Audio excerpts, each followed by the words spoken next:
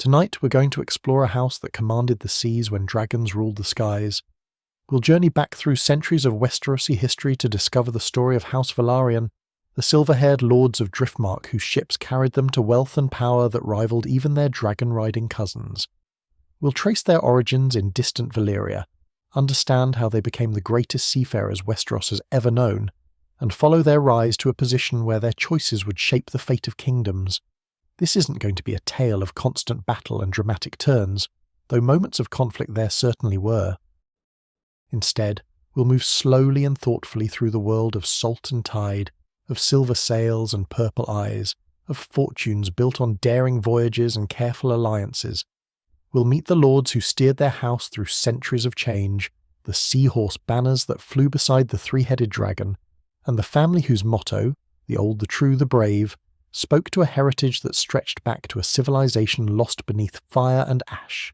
If you enjoy these gentle explorations of Westeros and its great houses, a like and subscribe would mean the world. It helps others find these calm journeys through history, and to those already subscribed, thank you. Your presence here makes these voyages more meaningful, so settle in wherever you are, let your breathing slow and deepen, and feel the tension leave your shoulders. We're going to drift together through the story of House Velaryon, and there's nowhere you need to be, nothing you need to rush toward. Just the steady rhythm of waves against hull, the whisper of wind in sails, and the long, patient history of a house that proved you didn't need dragons to make the world remember your name. Before we can understand what House Velaryon became in Westeros, before we can trace their rise to wealth and influence that would make them players in the great Game of Thrones, we need to journey back much farther. Back across the narrow sea, back through centuries, back to a time when the Valyrian freehold stood as the greatest civilization the world had ever known. Back to a time before the Doom, before the smoking ruin, and the poisoned seas, when 40 noble families rode dragons through skies bright with magic and possibility. The Velaryons were among those families, though perhaps not among the most powerful or the most celebrated. In the great hierarchy of Old Valyria, they occupied what we might call a respectable middle rank. They were nobles. Certainly. They possessed the silver hair and purple eyes that marked Valyrian blood. They held estates and commanded respect. But they were not dragonlords, not among those families whose power rested on the bond between rider and winged beast. Instead, the Velaryons had turned their attention to a different realm, one just as vast and in its own way just as untamable. They had turned to the sea. In a civilization of dragon riders, this might have seemed like a curious choice, perhaps even a limiting one. Why master the waves when you could command the skies? Why build ships when you could ride creatures that needed no vessel? But the Velaryons understood something that would serve them well across the centuries to come. They understood that power takes many forms, that dragons might rule the air but the sea connected the world, that trade routes and shipping lanes and naval dominance created wealth and influence that could rival any dragon's horde. So while other families bred their dragons larger and fiercer, while they perfected the ancient magics that bound rider to mount, the Velaryons became masters of a different kind of knowledge. They learned the stars and how to navigate by them. They studied winds and currents, the patterns of storms, the secret ways of the ocean. They built ships that were works of art as much as tools of war or commerce, vessels that combined Valyrian sophistication with practical seamanship. Their captains could find their way across trackless water to ports and harbours scattered across the known world. Their merchants established trade relationships that brought exotic goods and foreign wealth flowing back to Valyria. This focus on naval power and maritime commerce meant that the Velaryons were often away from the heartland of Valyrian power. They maintained estates, certainly, but their real domain was the sea itself, and their influence extended anywhere their ships could reach. They had outposts in distant ports, trading relationships with peoples the other Valyrian families barely knew existed. They accumulated wealth not from conquest or dragon-guarded mines, but from the patient, persistent work of building trade networks that spanned the known world. The question of exactly when the Velaryons came to Westeros is one that historians have debated for centuries, and the truth is probably lost in the same cataclysm that destroyed so many records. We know that they were established on Driftmark, their island seat off the coast of Westeros well before Aegon's conquest. We know that they were there before the doom of Valyria, though how long before is unclear. Some accounts suggest they settled Driftmark generations before that apocalypse, perhaps seeing the strategic value of a base in the Sunset Kingdoms, a foothold in a land that offered opportunities the more crowded and competitive waters around Valyria might not. Other theories suggest a different motivation. The Targaryens, we know, fled Valyria some 12 years before the Doom, driven by the prophetic dreams of Daenerys the Dreamer, who saw the destruction coming. Did the Velaryons know as well? Did they receive warning, or did they simply make a strategic decision that happened to save them? The historical record is frustratingly silent on this point. What we do know is that when the Doom came, when the Valyrian Peninsula shattered and sank beneath smoking seas, when every dragonlord family perished except the Targaryens on Dragonstone, the Velaryons survived as well. They survived on Driftmark, their ships safe in harbour, their people intact, their heritage preserved. Driftmark itself was not a large island, nothing compared to the vast territories the Velaryons might have commanded in Valyria. It was a rocky, windswept place, often shrouded in mist and sea fog, its shores battered by the waves of Blackwater Bay. But it was strategically positioned, close enough to the mainland to control access to the Blackwater Rush, the great river that led deep into the heart of Westeros. It was a place from which a naval power could command the surrounding waters, could monitor and control shipping, could project influence far beyond the island's modest size. The Velaryons built their seat there, a castle that would grow over the generations into the magnificent structure that later ages would know. They established themselves as lords of this domain, and they continued what they had always done best. They built ships, they sailed, they traded, they accumulated wealth and knowledge and connections, and they maintained their Valyrian identity, speaking High Valyrian in their halls, keeping the old customs, preserving the blood that marked them as different from the Westerosi around them.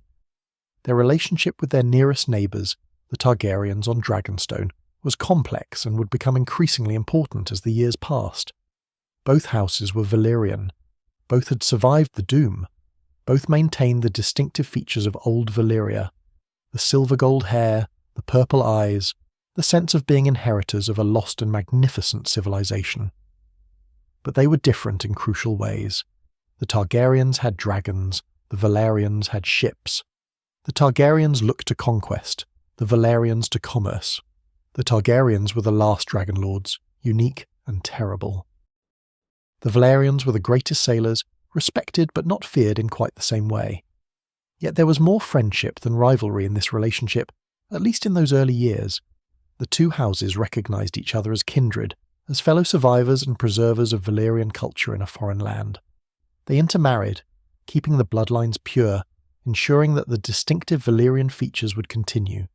These marriages created bonds of blood and affection that would persist for generations, would shape the politics of the Seven Kingdoms once they were united, would eventually place Velaryon blood on the Iron Throne itself, though that was still far in the future, as the years after the Doom slowly accumulated. The Velaryons' wealth grew during this period, and grew substantially. They controlled the approaches to the Blackwater Rush, which meant they could tax or facilitate trade heading up that vital waterway. They had contacts and trading relationships throughout the free cities of Essos, those city-states that had once been part of Valyria's empire and now existed independently.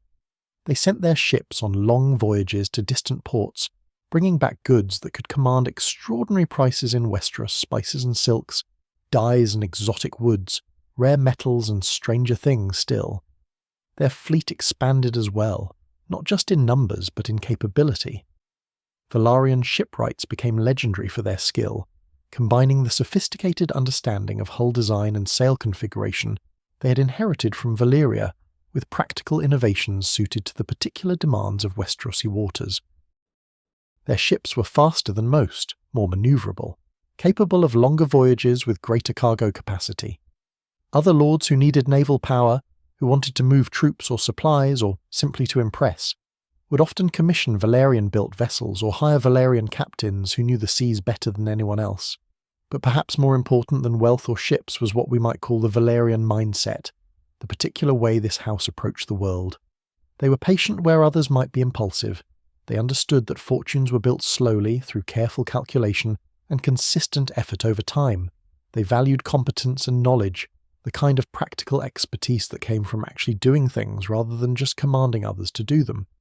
Velaryon lords often went to sea themselves, learning navigation and seamanship first-hand rather than simply inheriting titles and sitting in castles. This combination of practical skill and Valyrian pride created something distinctive. The Velaryons were not ashamed of their focus on trade and shipping, did not see commerce as somehow beneath noble dignity. They understood that wealth was power, that control of the seas meant control of the flow of goods and information, that a great house could be built on different foundations than those of other families. They didn't need to be the fiercest warriors or the most cunning political operators. They needed to be the best at what they did, and what they did was master the sea. Their reputation spread throughout Westeros during these years before the Conquest. Lords knew that if you needed ships, you went to the Velaryons. If you needed to move cargo safely across dangerous waters, you hired Velaryon captains. If you wanted exotic goods from across the narrow sea, Velaryon merchants could acquire them. This made the house valuable, made them partners worth cultivating rather than enemies worth making. It gave them a kind of soft power, influence that came not from the ability to burn your enemies with dragonfire, but from the fact that you provided services that people needed and wanted. And through all of this, they maintained their Valyrian identity, their sense of being different from, and in some ways, superior to the Westerosi houses around them. They spoke High Valyrian as their first language, taught it to their children, used it in their correspondence with the Targaryens.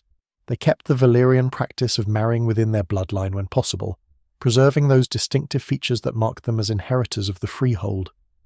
They maintained Valyrian styles in their clothing and architecture and customs, creating a little pocket of a lost Valyria on their misty island.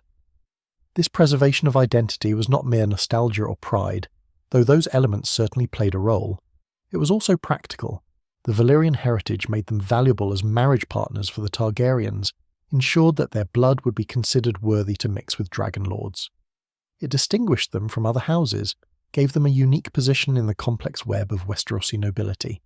It connected them to a wider world beyond Westeros, to the free cities and other distant lands where Valyrian heritage still meant something, still opened doors and created opportunities. So by the time Aegon Targaryen began to consider his conquest of the Seven Kingdoms, House Velaryon was already well established as one of the most powerful naval forces in the known world. They were wealthy, respected, connected through blood and marriage to the only dragonlords remaining. They commanded a fleet that could project power across any water they chose to sail. They had survived the destruction of their homeland and built something new and enduring on a rocky island in foreign seas. But they were also still in the shadow of the Targaryens, still the lesser house despite all their wealth and capability. They had ships, but the Targaryens had dragons. They had gold, but the Targaryens had the mystique and terror of being the last dragonlords. They had carved out a position of strength and influence. But they were partners and allies to those who would be kings, not kings themselves. That dynamic, that relationship between the House of the Seahorse and the House of the Three-Headed Dragon, would shape everything that came after, would drive the Velaryons to ever greater heights of power and wealth, and would eventually, though they could not know it yet, lead them into a war that would test whether all they had built could survive the fire of civil conflict. For now, though, in those years before the Conquest, the Velaryons were content to sail and trade, to accumulate wealth and influence, to maintain their proud heritage and their mastery of the waves. They were building something, slowly and patiently, the way they did everything. They were building a legacy that would last for centuries, a fortune that would make them the richest house in Westeros, a fleet that would decide the fate of kingdoms. They were building it one voyage at a time, one carefully negotiated marriage at a time, one ship launched at a time. And when Aegon Targaryen finally decided to turn his gaze toward the conquest of the Seven Kingdoms, when he began to plan the campaign that would unite Westeros under one rule, for the first time in history, he would find that he needed allies, needed ships, needed someone who could control the seas while his dragons ruled the sky. He would find that he needed House Velaryon, and the Velaryons, recognizing opportunity when they saw it, would be ready to answer that need. When Aegon Targaryen made his decision to conquer the Seven Kingdoms, when he looked across the waters from Dragonstone and saw not 7 separate realms, but one kingdom waiting to be unified, he understood something fundamental about power and its application. Dragons alone, for all their terrible majesty, could not hold a continent. Fire could destroy, could terrify, could force submission. But fire could not be everywhere at once. Dragons could not carry supplies across vast distances, could not blockade ports, could not transport armies or maintain the constant presence that occupation required. For that, Aegon needed ships, and for ships, he needed the Velaryons. The relationship between Aegon and the Lord of Driftmark at that time, Daemon Velaryon, was one that had been built over years, perhaps over generations. These were not strangers meeting to negotiate an alliance. These were families bound by blood through intermarriage, bound by shared Valyrian heritage, bound by mutual respect and the recognition that their strengths complemented each other perfectly. Aegon had 3 dragons, the most powerful weapons in the known world. Daemon had the most powerful fleet. Together they could accomplish what neither could achieve alone. Daemon Velaryon was, by all accounts, a man well suited to his house and his time. He understood the sea the way some men understand horses or hounds, with an instinct that went deeper than mere knowledge. He had sailed since childhood, had commanded ships in battle and in storm, had built the Velaryon fleet into a force that could challenge any naval power in the world. But he was also politically astute, able to see beyond immediate advantage to longer-term implications. He recognized that Aegon's conquest, if successful, would create a unified realm where sea power would be more valuable than ever, where controlling trade routes and coastal access would translate into enormous wealth and influence. More than that, Daemon believed in the project itself, or at least he seems to have come to believe in it. The 7 kingdoms in their fractured state were perpetually at war, and perpetual war was bad for trade, bad for the kind of patient accumulation of wealth that the Velaryons had always pursued. A unified realm meant stable shipping lanes, consistent laws governing commerce, the ability to make long-term investments without worrying that the next war would destroy them. It meant opportunity on a scale that had never existed before in Westeros. So when Aegon approached him, when the 2 men discussed the conquest and what it would require, Daemon agreed to commit House Velaryon fully to the endeavour. This commitment was not a small thing. The Velaryon fleet numbered in the hundreds of vessels, from massive warships capable of carrying troops and siege equipment, to swift scout ships that could patrol coastlines and carry messages. These ships represented generations of investment, of careful construction, of accumulated expertise. Their crews were the finest sailors in Westeros, men who had grown up on the water, who knew every current and tide and seasonal wind pattern around the coasts they would be sailing. Their captains were veterans of countless voyages, of battles against pirates and rival fleets, of the kind of practical naval warfare that turned theory into survival. Aegon's plan for the conquest was sophisticated in its use of combined arms, in the way it leveraged different types of power toward a common goal. The dragons would serve as shock weapons, as means of breaking enemy armies and castles that might otherwise be impregnable, but the Velaryon fleet would do the unglamorous but essential work that makes conquest possible. They would transport Aegon's initial landing force from Dragonstone to the mainland. They would maintain supply lines as the conquest progressed. They would blockade enemy ports, cutting off reinforcement and supply. They would project power along the coasts, forcing coastal lords to defend their shores and dividing enemy attention. They would ensure that Aegon's relatively small land army could move and operate without being cut off or surrounded. The conquest began, as most know, with Aegon's landing at the mouth of the Blackwater Rush, the site that would eventually become King's Landing. This location was chosen partly for its strategic position where 3 kingdoms met, partly for its access to the interior via the river, and partly because it was close enough to Dragonstone and Driftmark to be easily supplied and reinforced. The Velaryon fleet made this landing possible, ferrying troops and supplies across the narrow strait between Dragonstone and the mainland, establishing a beachhead, protecting the landing site from any naval counterthrust that might have been attempted. Daemon himself commanded the fleet during this operation, and the historical accounts suggest it was executed with precision and efficiency. The landing was unopposed, not because no one noticed hundreds of ships arriving, but because no one could effectively respond in time. The Velaryon vessels established a perimeter, scout ships patrolling the waters around the landing site, heavier warships positioned to intercept any enemy naval forces that might appear. Within days, Aegon had established his fortified position on the high hill overlooking the bay, had begun construction of his wooden fortress, and the Conquest was underway with Velaryon ships standing guard offshore. But the fleet's role went far beyond this initial landing. As Aegon began sending ravens to the lords of Westeros demanding their submission, as kings began raising armies to resist this foreign invasion, the Velaryon ships were already moving into position to support the campaign's next phases. They sailed up the Blackwater Rush, securing the river against any attempt to use it to attack Aegon's base. They patrolled the coasts of the Crownlands, encouraging local lords to submit by demonstrating that resistance would mean not just facing dragonfire, but also naval bombardment and blockade. When Aegon moved against Harrenhal, when he flew north on Balerion to confront King Harren the Black in his newly completed fortress, the Velaryon fleet played a crucial supporting role. Harrenhal sat on the shores of the God's Eye, Westeros' largest lake, and Harren had a fleet of his own on those waters. The Ironborn were fearsome sailors in their own right, raiders and reavers whose longships were swift and deadly. But Demon Velaryon understood that securing the God's Eye was essential to isolating Harrenhal, to preventing Harren from escaping or being reinforced by water. The Velaryon response was characteristically thorough. They transported smaller vessels overland in pieces, reassembling them on the shores of the God's Eye, a tremendous logistical undertaking that demonstrated both their organisational capability and their commitment to the Conquest's success. These ships then engaged Harren's fleet, and while the battles on the God's Eye never achieved the legendary status of the land battles of the Conquest, they were fierce and consequential. Velaryon seamanship proved superior to Ironborn ferocity, and Harren's naval forces were systematically destroyed or driven into hiding. By the time Aegon arrived to burn Harrenhal, the castle was completely isolated, cut off by land and by water, with no possibility of relief or escape.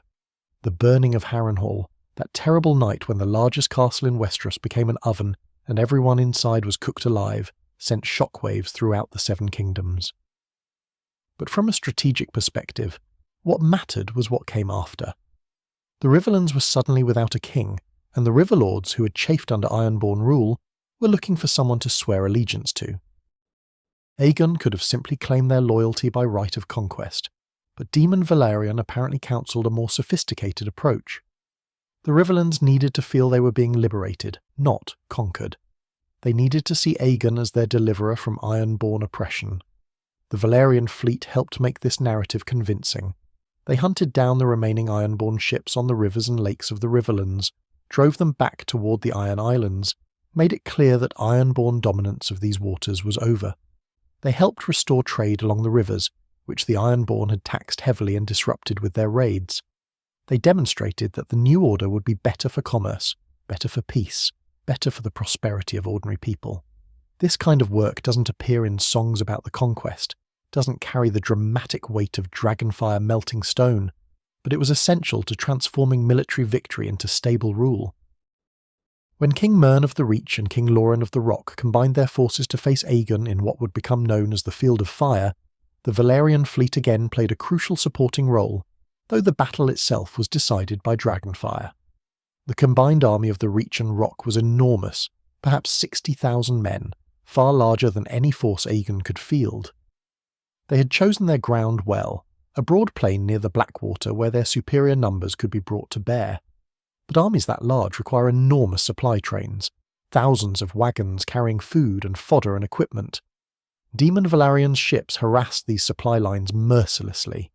They raided coastal positions, forced the enemy to detach troops to guard against amphibious attacks, created uncertainty and divided attention. They transported Aegon's forces quickly to where they were needed, while the larger enemy army had to march overland, losing time and energy. They maintained communication between Aegon's scattered forces, carrying messages that coordinated strategy. When the battle finally came, when the three dragons descended on that field and turned it into an inferno, the Velaryon fleet was positioned to cut off any retreat toward the coast, to ensure that survivors couldn't escape by sea. The aftermath of the Field of Fire saw both King Loren and the surviving Lords of the Reach bend the knee to Aegon. But this submission had to be managed carefully, had to be transformed from military defeat into political integration. Demon Velaryon's presence at Aegon's court during this period was crucial, lending advice on how to treat the defeated lords, how to structure the new governance of these conquered territories. His perspective was valuable because he understood power from a different angle than Aegon did. Aegon thought in terms of dragons and conquest, overwhelming force and grand strategy. Daemon thought in terms of trade routes and practical administration, the unglamorous but essential work of making a kingdom actually function. One of Daemon's most important contributions during this period was the establishment of a centralized naval command structure. Before the conquest, each kingdom that had a fleet operated it independently, with different designs, different training, different tactical doctrines. Daemon began the process of standardizing these forces, not by imposing Velaryon methods on everyone, but by creating a framework where different regional traditions could be incorporated into an effective unified fleet. The royal fleet that would eventually patrol the coasts of the unified Seven Kingdoms had its origins in these early organizational efforts, and it was built on Velaryon expertise and leadership. When Aegon turned his attention to the Vale, to the supposedly impregnable Eyrie, the Velaryon fleet secured the Vale's coast and particularly the port of Gull Town, the Vale's largest city and primary access to the outside world. The Vale was protected by mountains on the land side, but it was vulnerable from the sea, and the demonstration of Velaryon naval dominance helped convince many Vale lords that resistance was futile. Aegon famously flew to the area itself and landed in its courtyard, convincing the young king to submit through demonstration rather than violence. But this dramatic gesture was backed by the reality of Velaryon ships controlling the Vale's economic lifeline. The submission of the North came through negotiation rather than battle, with King Torrhen Stark choosing to bend the knee rather than face dragonfire. But even this peaceful submission was influenced by naval power. The Velaryon fleet had demonstrated its ability to move armies quickly along the coast to attack from the sea where northern defences were weakest. Moat Cailin might be impregnable from the south by land, but it offered no protection against amphibious operations along the north's extensive coastline. Torrhen Stark's decision to submit was based on clear-eyed assessment of the military situation, and part of that assessment was recognizing that his kingdom could be invaded from directions where his traditional defences were useless. Throughout the conquest, Daemon Velaryon was a constant presence at Aegon's war councils, offering advice that was practical, strategic, and crucially important. He understood logistics in a way that few others did, understood what was actually possible in terms of moving men and supplies over distance, what operations could be sustained and which would overextend available resources. He helped Aegon avoid mistakes that might have turned victories into disasters, helped ensure that conquered territories could actually be held and administered, rather than simply burned and abandoned. But perhaps Daemon's greatest contribution was helping Aegon understand the importance of the sea itself to the unified realm he was creating. Westeros is a continent surrounded by water, with an extensive coastline and numerous rivers penetrating deep into the interior. Control of these waters meant control of trade, which meant tax revenue, which meant the resources to govern and defend the realm. The Velaryon mastery of naval operations, built over generations, became one of the fundamental pillars of Targaryen power. The dragons might be more dramatic, might capture the imagination and inspire fear, but the fleet was what made the kingdom actually work day to day. When Aegon was crowned as the first king of the Seven Kingdoms, when he sat upon the iron throne that had been forged from the swords of his defeated enemies, Daemon Velaryon was there, standing among the great lords who had supported the conquest. His reward was substantial, but also carefully calibrated. He was confirmed as Lord of Driftmark and Lord of the Tides, ancient titles that recognized Velaryon mastery of the seas.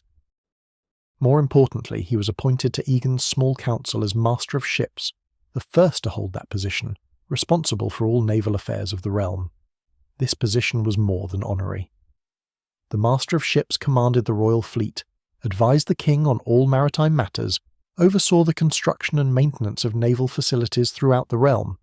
It gave the Velaryons institutional power, made them essential to the functioning of the realm's government, ensured that their expertise and their fleet would continue to be central to Targaryen rule. It was also, in a sense, the formalization of a relationship that had existed throughout the conquest, Aegon providing overall strategy and dragon power, Daemon providing naval expertise and the practical means to implement that strategy. The Velaryon fleet itself emerged from the conquest larger and more powerful than it had entered. Ships captured from defeated enemies were integrated into it. Velaryon captains were given command of vessels that had belonged to other houses. The fleet's composition became more diverse while maintaining Velaryon standards and discipline. The shipyards at Driftmark expanded to meet the demands of maintaining this enlarged fleet, and the wealth flowing into Velaryon coffers from trade that now moved safely through waters they patrolled made them richer than ever. But the conquest had costs as well, costs that are easy to overlook when we focus on the victories and the rewards. Velaryon ships were lost in battles and storms. Velaryon sailors died, hundreds of them, fighting to secure the waters around Westeros. Families on Driftmark mourned sons and fathers who had gone to war and not returned. The wooden ships that constituted the fleet required constant maintenance and eventual replacement, a significant ongoing expense. The commitment to Aegon's conquest had been total, and while it had paid off spectacularly in terms of power and position, it had not been without sacrifice. Daemon Velaryon himself seems to have been changed by the experience of the conquest, though the historical sources are somewhat unclear on the details of his personality and how it evolved. He had started as the lord of an already powerful house, wealthy and respected but still subordinate to the Targaryens, still in the shadow of dragon power. He emerged from the conquest as one of the most important men in the newly unified realm, a figure whose counsel Aegon valued, whose expertise was irreplaceable, whose fleet was fundamental to the kingdom's security and prosperity. This elevation must have been gratifying, but it also brought new burdens, new responsibilities, the weight of helping to govern a realm rather than just managing a house. The relationship between House Velaryon and House Targaryen that was forged during the conquest would set the pattern for centuries to come. The Velaryons would be the Targaryens' most consistent allies, bound to them by blood through intermarriage, bound to them by interest through the rewards of service, bound to them by the shared project of maintaining the unified realm. But it would never be a relationship of simple subordination. The Velaryons had their own power base, their own source of wealth and military strength. They were partners, junior partners perhaps, but partners nonetheless, not mere vassals to be commanded. This partnership was symbolized in many ways, large and small. The Velaryon seahorse often flew beside the Targaryen three-headed dragon, on ships and banners. Velaryon captains commanded the royal fleet but also maintained their house identity, their loyalty to Driftmark as well as to the crown. The Master of Ships position would be held by Velaryons for much of the dynasty's history, becoming almost a hereditary office in practice if not in law. The two houses would continue to intermarry, keeping the Valyrian blood pure, ensuring that Velaryon children might have claims to the throne if succession ever became complicated. As the conquest concluded, as the realm settled into the early years of Targaryen rule, Daemon Velaryon could look back on what had been accomplished with satisfaction. His house had gambled everything on Aegon's success, had committed their fleet and their expertise fully to a project that might have failed catastrophically. But it had succeeded beyond anyone's most optimistic predictions, and the Velaryons had emerged as one of the great houses of the realm, second in wealth and power only to the royal family itself, and essential to the kingdom's functioning in ways that would endure for generations. The ships that had carried Aegon's forces to victory now patrolled the coasts of a unified realm, protecting trade, suppressing piracy, projecting royal power to every corner of the Seven Kingdoms. The expertise that the Velaryons had accumulated over centuries, the knowledge of winds and currents and ship design and naval tactics, had become part of the kingdom's institutional knowledge, was being passed down through the Master of Ships and the growing royal fleet.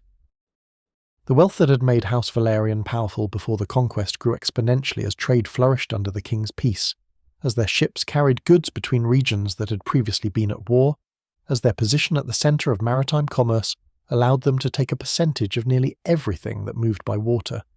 But perhaps most importantly, the conquest had proven something that Daemon Velaryon and his house had always believed, but which others had sometimes doubted. You didn't need dragons to matter. You didn't need to ride winged beasts to shape the fate of kingdoms. Skill and knowledge and patient effort, ships and trade and the mastery of the sea, these could be just as powerful in their own way, just as essential to the great projects of history. The Targaryens had conquered with fire and blood, but they had done so sailing on Velaryon ships, supplied through Velaryon logistics, supported by Velaryon expertise at every turn.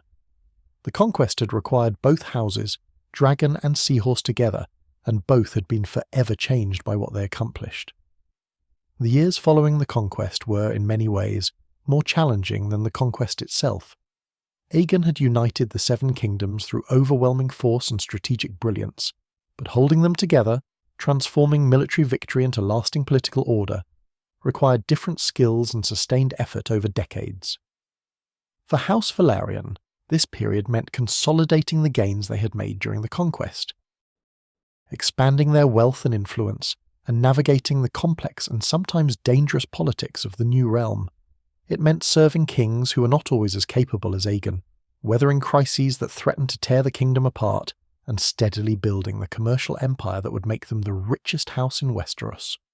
Daemon Velaryon continued to serve as master of ships throughout Aegon's reign, and into the troubled rule of his son, Aenys I. This continuity was important, providing stability in an area of governance that required specialized knowledge and long-term planning. The royal fleet needed constant maintenance, regular recruitment of sailors, ongoing construction of new vessels to replace those lost to storms and age. Trade routes needed to be protected, piracy needed to be suppressed, and the coasts of the realm needed to be patrolled to ensure that no foreign power could establish a foothold or support rebellion from the sea. All of this required patient, unglamorous work year after year, the kind of work that Daemon and his house excelled at. The Valyrian fleet itself grew during these years, though not dramatically. Growth in naval power was necessarily gradual, limited by the availability of suitable timber, the capacity of shipyards, the pool of skilled sailors and shipwrights who could build and man new vessels.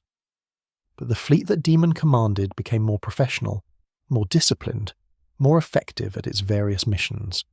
Valyrian standards and practices were adopted throughout the royal fleet, creating a uniformity of training and doctrine that made the disparate vessels contributed by different regions into a coherent fighting force. Captains were trained in Valyrian methods, learned navigation and tactics from instructors who had themselves learned from Daemon or his most trusted officers. The wealth that flowed into House Velaryon during this period was substantial, though it came not from royal favour or grants of land, but from the same sources that had always enriched the house. Trade flourished under the king's peace in ways it never had when the Seven Kingdoms were constantly at war with each other. Merchants who had previously feared to send ships around the coast, who had worried that the next war would see their cargo seized or their vessels sunk, now operated with greater confidence. The Valyrian fleet's suppression of piracy made sea lanes safer. The standardization of port fees and customs duties that came with unified rule made trade more predictable and profitable. House Velaryon, with its centuries of experience in maritime commerce and its extensive network of contacts in ports throughout Westeros and across the Narrow Sea, was perfectly positioned to benefit from this expansion of trade. Their ships carried goods between regions that had previously had limited contact. Dornish wine travelled north to the Vale, northern furs travelled south to the Reach, ironborne oars travelled east to King's Landing, and on every voyage the Velaryons took their percentage, either as direct profit if it was their own ship and cargo, or as fees for arranging transport and providing protection if they were facilitating other merchants' trade. Driftmark itself was transformed during these years. The castle that had been respectable but not particularly grand began to expand. New wings added to accommodate a growing household. A growing administrative apparatus needed to manage the expanding Valyrian commercial operations. The port facilities grew as well, more docks constructed, larger warehouses built to store goods waiting for shipment or recently arrived and being sorted for distribution. The population of Driftmark swelled as people came seeking employment, sailors and shipwrights, merchants and craftsmen, all drawn by the opportunities created by the house's wealth and the ships that constantly arrived and departed. But perhaps the most significant development during this period was the beginning of construction on high tide, the magnificent palace that would become the true seat of Velaryon power and the symbol of their wealth. The exact date when construction began is not entirely clear from the historical records, but it seems to have been during the later years of Aegon's reign, or the early years of Aenys's rule. The decision to build such a structure was significant, a statement that House Velaryon had arrived as a great power, that they deserved a residence befitting their status and wealth. High Tide was designed to be unlike any other castle in Westeros. Most castles were built primarily for defence, with thick walls and strong towers. Designed to withstand siege and assault, High Tide incorporated defensive features certainly, but its primary purpose was not military. It was built to impress, to demonstrate wealth and sophisticated taste, to serve as a centre of culture and commerce as much as a fortress. The location chosen was spectacular. Positioned to overlook the sea, designed so that the sound of waves and the salt spray would be constant presences.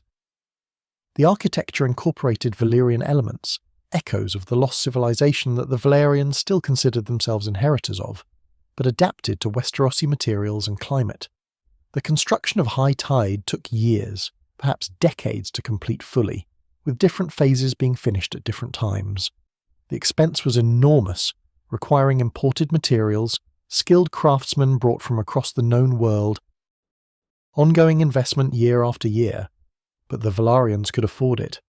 Their commercial empire generated wealth on a scale that few houses could match, and they chose to invest that wealth in a structure that would proclaim their status for generations to come. High Tide would eventually house a treasury of exotic goods from Corlys's voyages, but even before those legendary journeys, it was filling with the accumulated treasures of a house that had been wealthy for centuries and was growing wealthier still. The transition from Aegon's rule to that of his son Aenys was a testing time for the realm and for House Velaryon. Aenys was a gentle, well-meaning man, but he lacked his father's iron will and strategic insight. Where Aegon had been decisive, Aenys was indecisive.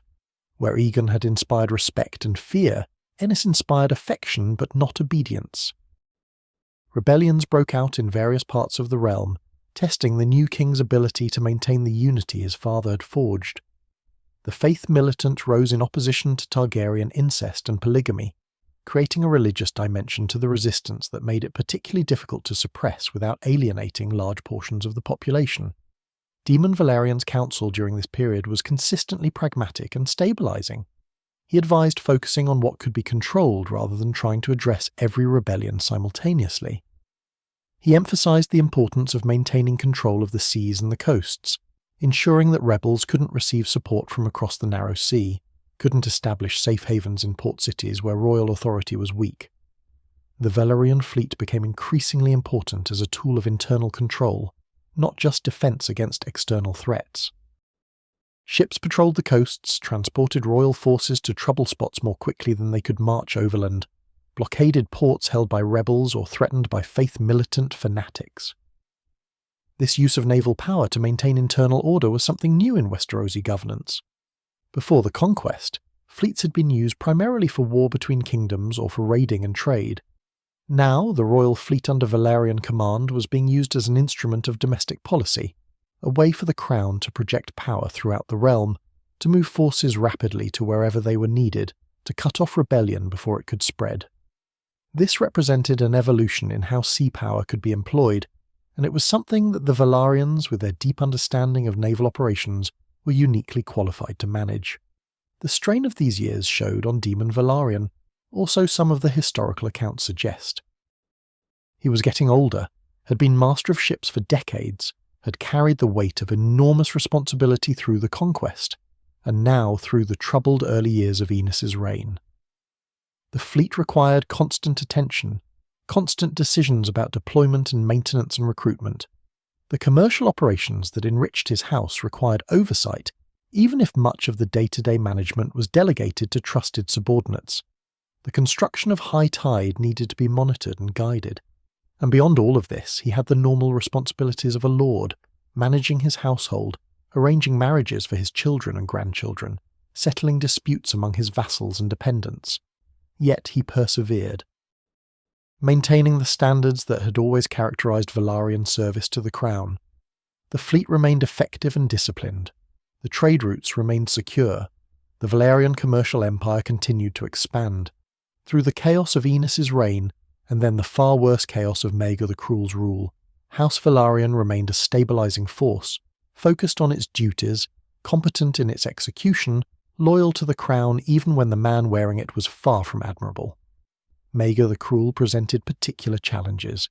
He was Aegon's younger son by Visenya, and he took the throne after his half-brother Aenys died, pushing aside Aenys's children in a move that was legally questionable but backed by overwhelming force.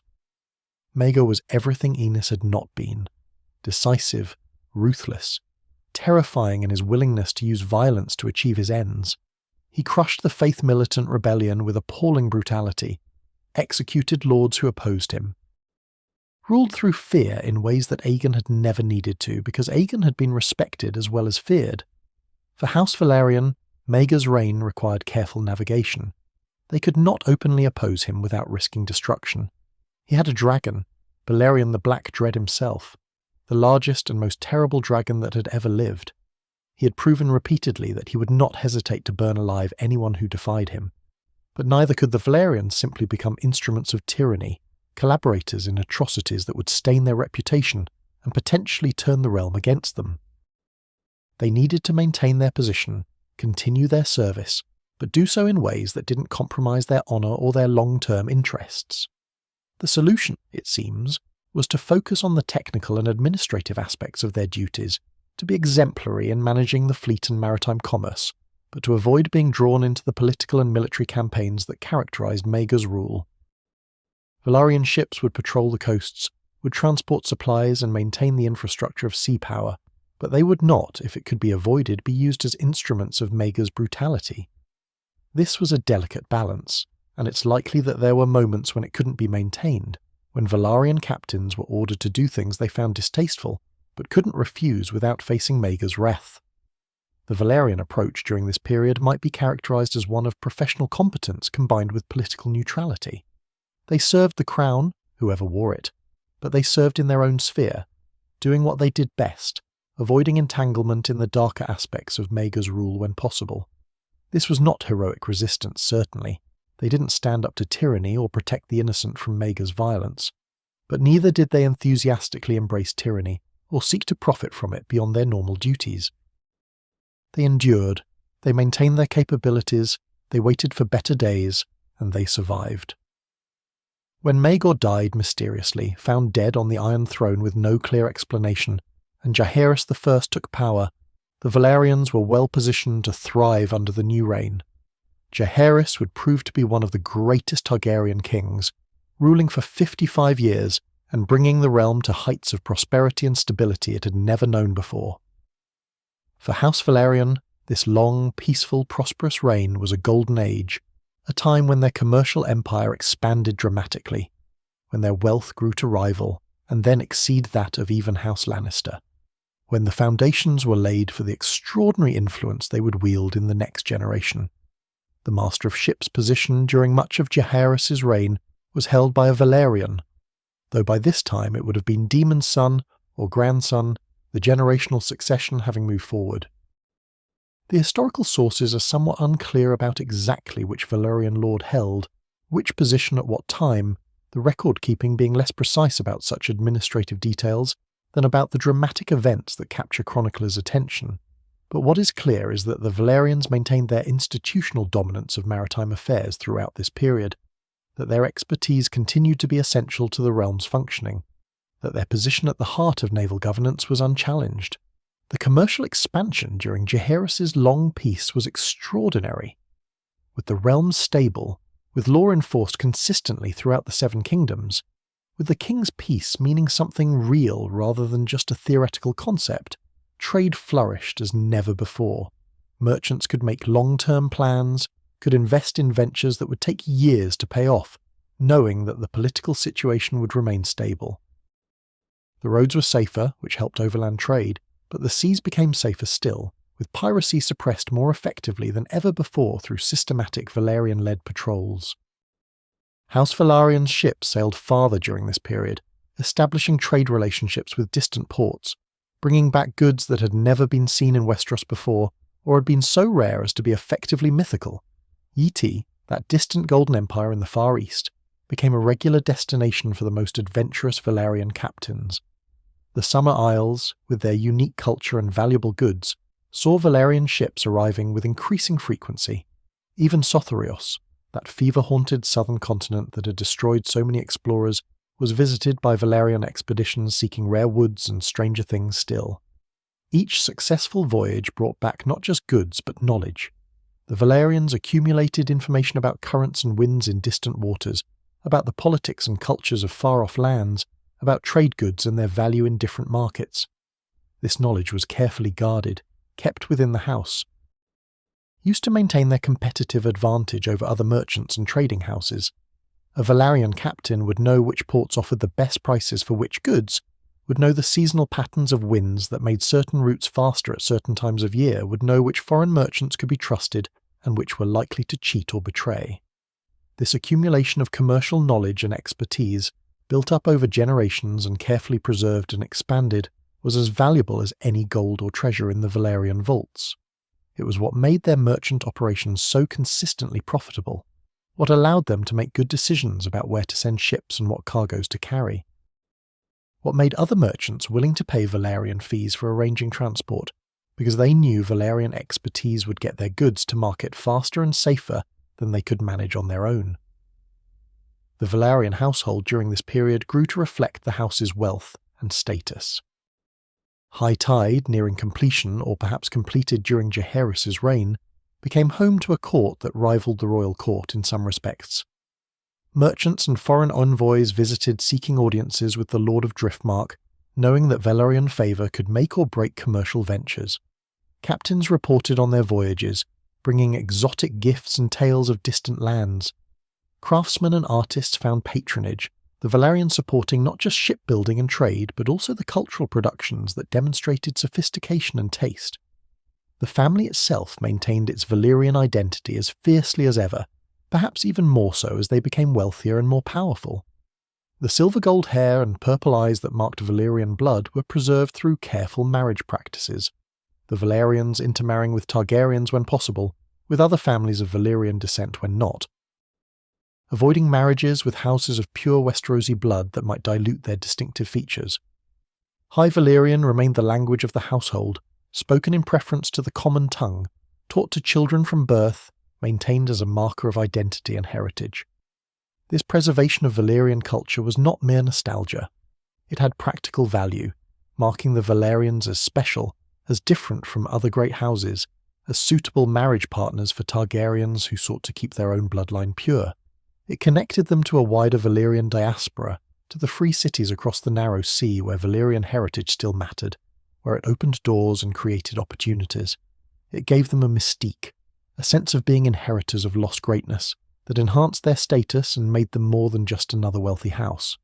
The relationship between House Velaryon and House Targaryen during this period remained close but complex. They were family. Connected by multiple marriages over multiple generations, sharing Valyrian blood and Valyrian heritage. They were allies, the Velaryons serving the crown loyally and competently, the crown relying on Velaryon expertise and supporting Velaryon interests. But they were also, in a sense, rivals, or at least competitors for status and influence. The Velaryons were becoming so wealthy, so powerful in their own sphere, that they approached a kind of parity with the royal family in everything except the possession of dragons and the crown itself. This dynamic would become increasingly important as the next generation came of age, as Corlys Velaryon, the sea snake, emerged as perhaps the most remarkable member of his house's long history. But even before Corlys's legendary voyages and extraordinary career, the foundations had been laid. His grandfather and father, whichever Velaryon lords they were, had built the commercial empire that would give Corlys the resources and the knowledge base for his achievements. They had maintained the fleet, expanded the trade networks, accumulated the wealth that would make possible the voyages that would make Corlys the richest man in Westeros. They had also, crucially, maintained the house's reputation for competence and reliability. The Velaryons delivered on their commitments. When they said they would patrol certain waters, those waters were patrolled. When they agreed to transport goods or troops, those goods or troops arrived safely and on time. When they gave counsel about maritime matters, that counsel was sound and based on actual expertise rather than empty opinion. This reliability, built up over decades, meant that when the Velaryons made claims or promises, people believed them. It meant that their word had value, that agreements made with them could be trusted. The period from the Conquest through Jaehaerys' long reign was in many ways the time when House Velaryon transitioned from being a great house to being one of the greatest houses in the realm. They had started the Conquest as wealthy and powerful, certainly, but clearly subordinate to the Targaryens. By the time Jaehaerys' reign was well established, they were so rich that they rivaled or exceeded any other house, so essential to the realm's functioning that the kingdom could barely imagine operating without them, so well established in their role as masters of ships and naval commanders that the position seemed almost hereditary. They had achieved this through the same qualities that had always characterized the house: patient accumulation rather than dramatic gambles, competence and expertise rather than relying on fear or mystique, investment in infrastructure and knowledge rather than just hoarding wealth, and perhaps most importantly, understanding that real power often comes not from the ability to destroy, but from the ability to make things work, to provide services that people need, to be essential rather than just dominant. The sea remained at the heart of everything they did, the source of their wealth and their power and their identity. While other houses measured their worth in castles and armies, in ancient bloodlines and historical glories, the Velaryons measured theirs in ships and trade routes, in knowledge of distant waters and skill in navigation. While other houses looked inward toward Westeros, the Velaryons looked outward toward the vast world beyond, toward opportunities and knowledge that most Westerosi lords never even considered. As Jaehaerys' reign continued into its later decades, as a new generation of Velaryons prepared to take their place in the world, the house stood at a pinnacle of wealth and influence. High tide was complete or nearly so, a palace that proclaimed to all who saw it that the Velaryons had arrived as a power to be reckoned with. The Velaryon fleet dominated the seas around Westeros, so thoroughly that piracy was nearly extinct in those waters, trade flourished without fear. The commercial empire stretched across the known world, Velaryon ships sailing to ports that most people in Westeros had never heard of, bringing back wealth that seemed inexhaustible. And in this house, in this family that had built so much over so many generations, a boy was growing up who would take everything they had achieved and build upon it in ways that would astonish even his own proud family. Corlys Velaryon, who had come to be called the Sea Snake, was preparing for voyages that would make him legendary, for achievements that would make him the wealthiest man in the known world, for a role in the great events of his time that would see Velaryon blood placed upon the Iron Throne itself. But those were stories for another chapter of this long history, another phase in the ongoing saga of the seahorse and the dragon, of salt and fire, of the house that proved you didn't need wings to soar.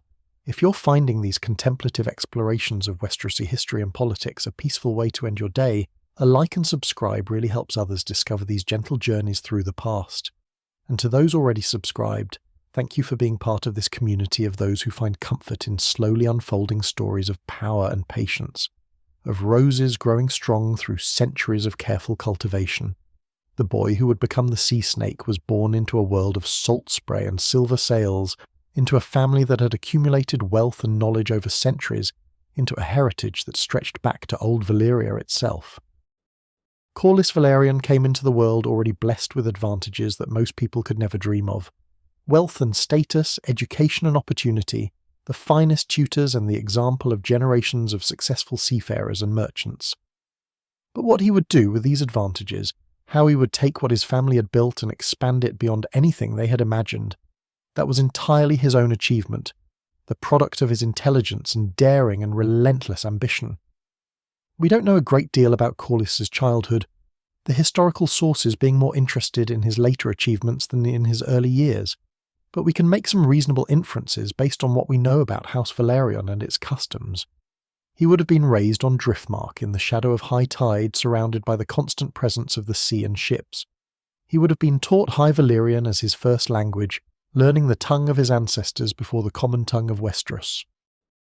He would have been educated by maesters in history and mathematics and the sciences, given the kind of comprehensive education that wealthy noble families provided to their heirs.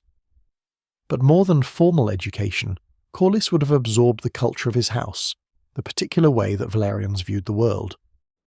He would have grown up hearing stories of his ancestors' voyages, of distant lands and exotic peoples, of fortunes made through daring and skill.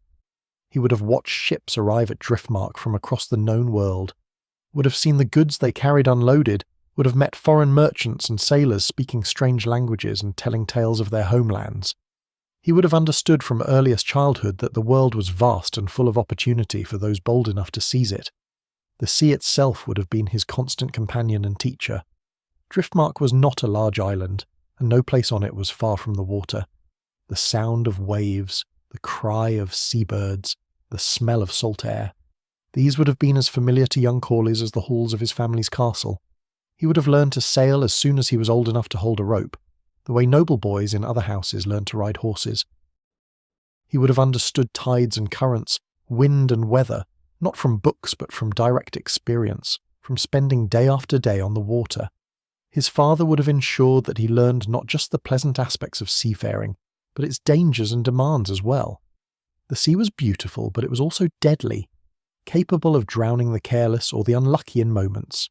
Ships required constant maintenance, constant vigilance, constant respect for the forces that could destroy them.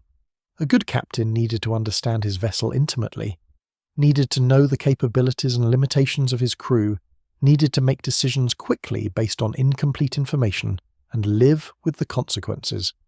These were lessons that could only be learned through experience, and Corlys would have been given that experience from a young age.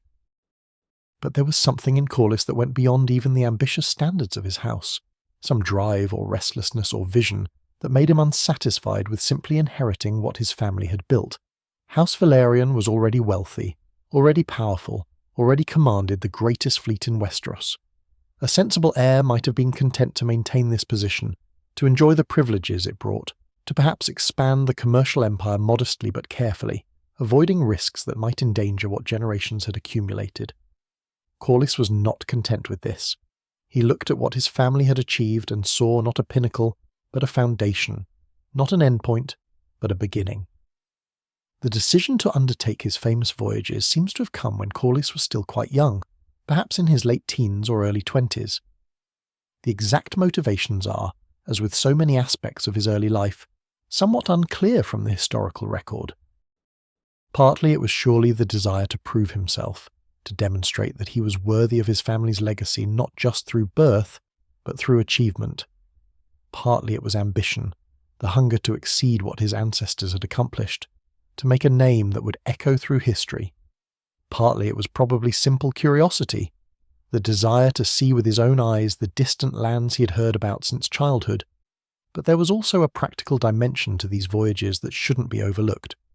The Velaryon commercial empire was built on knowledge, on understanding trade routes and markets better than competitors, on having contacts and relationships in distant ports.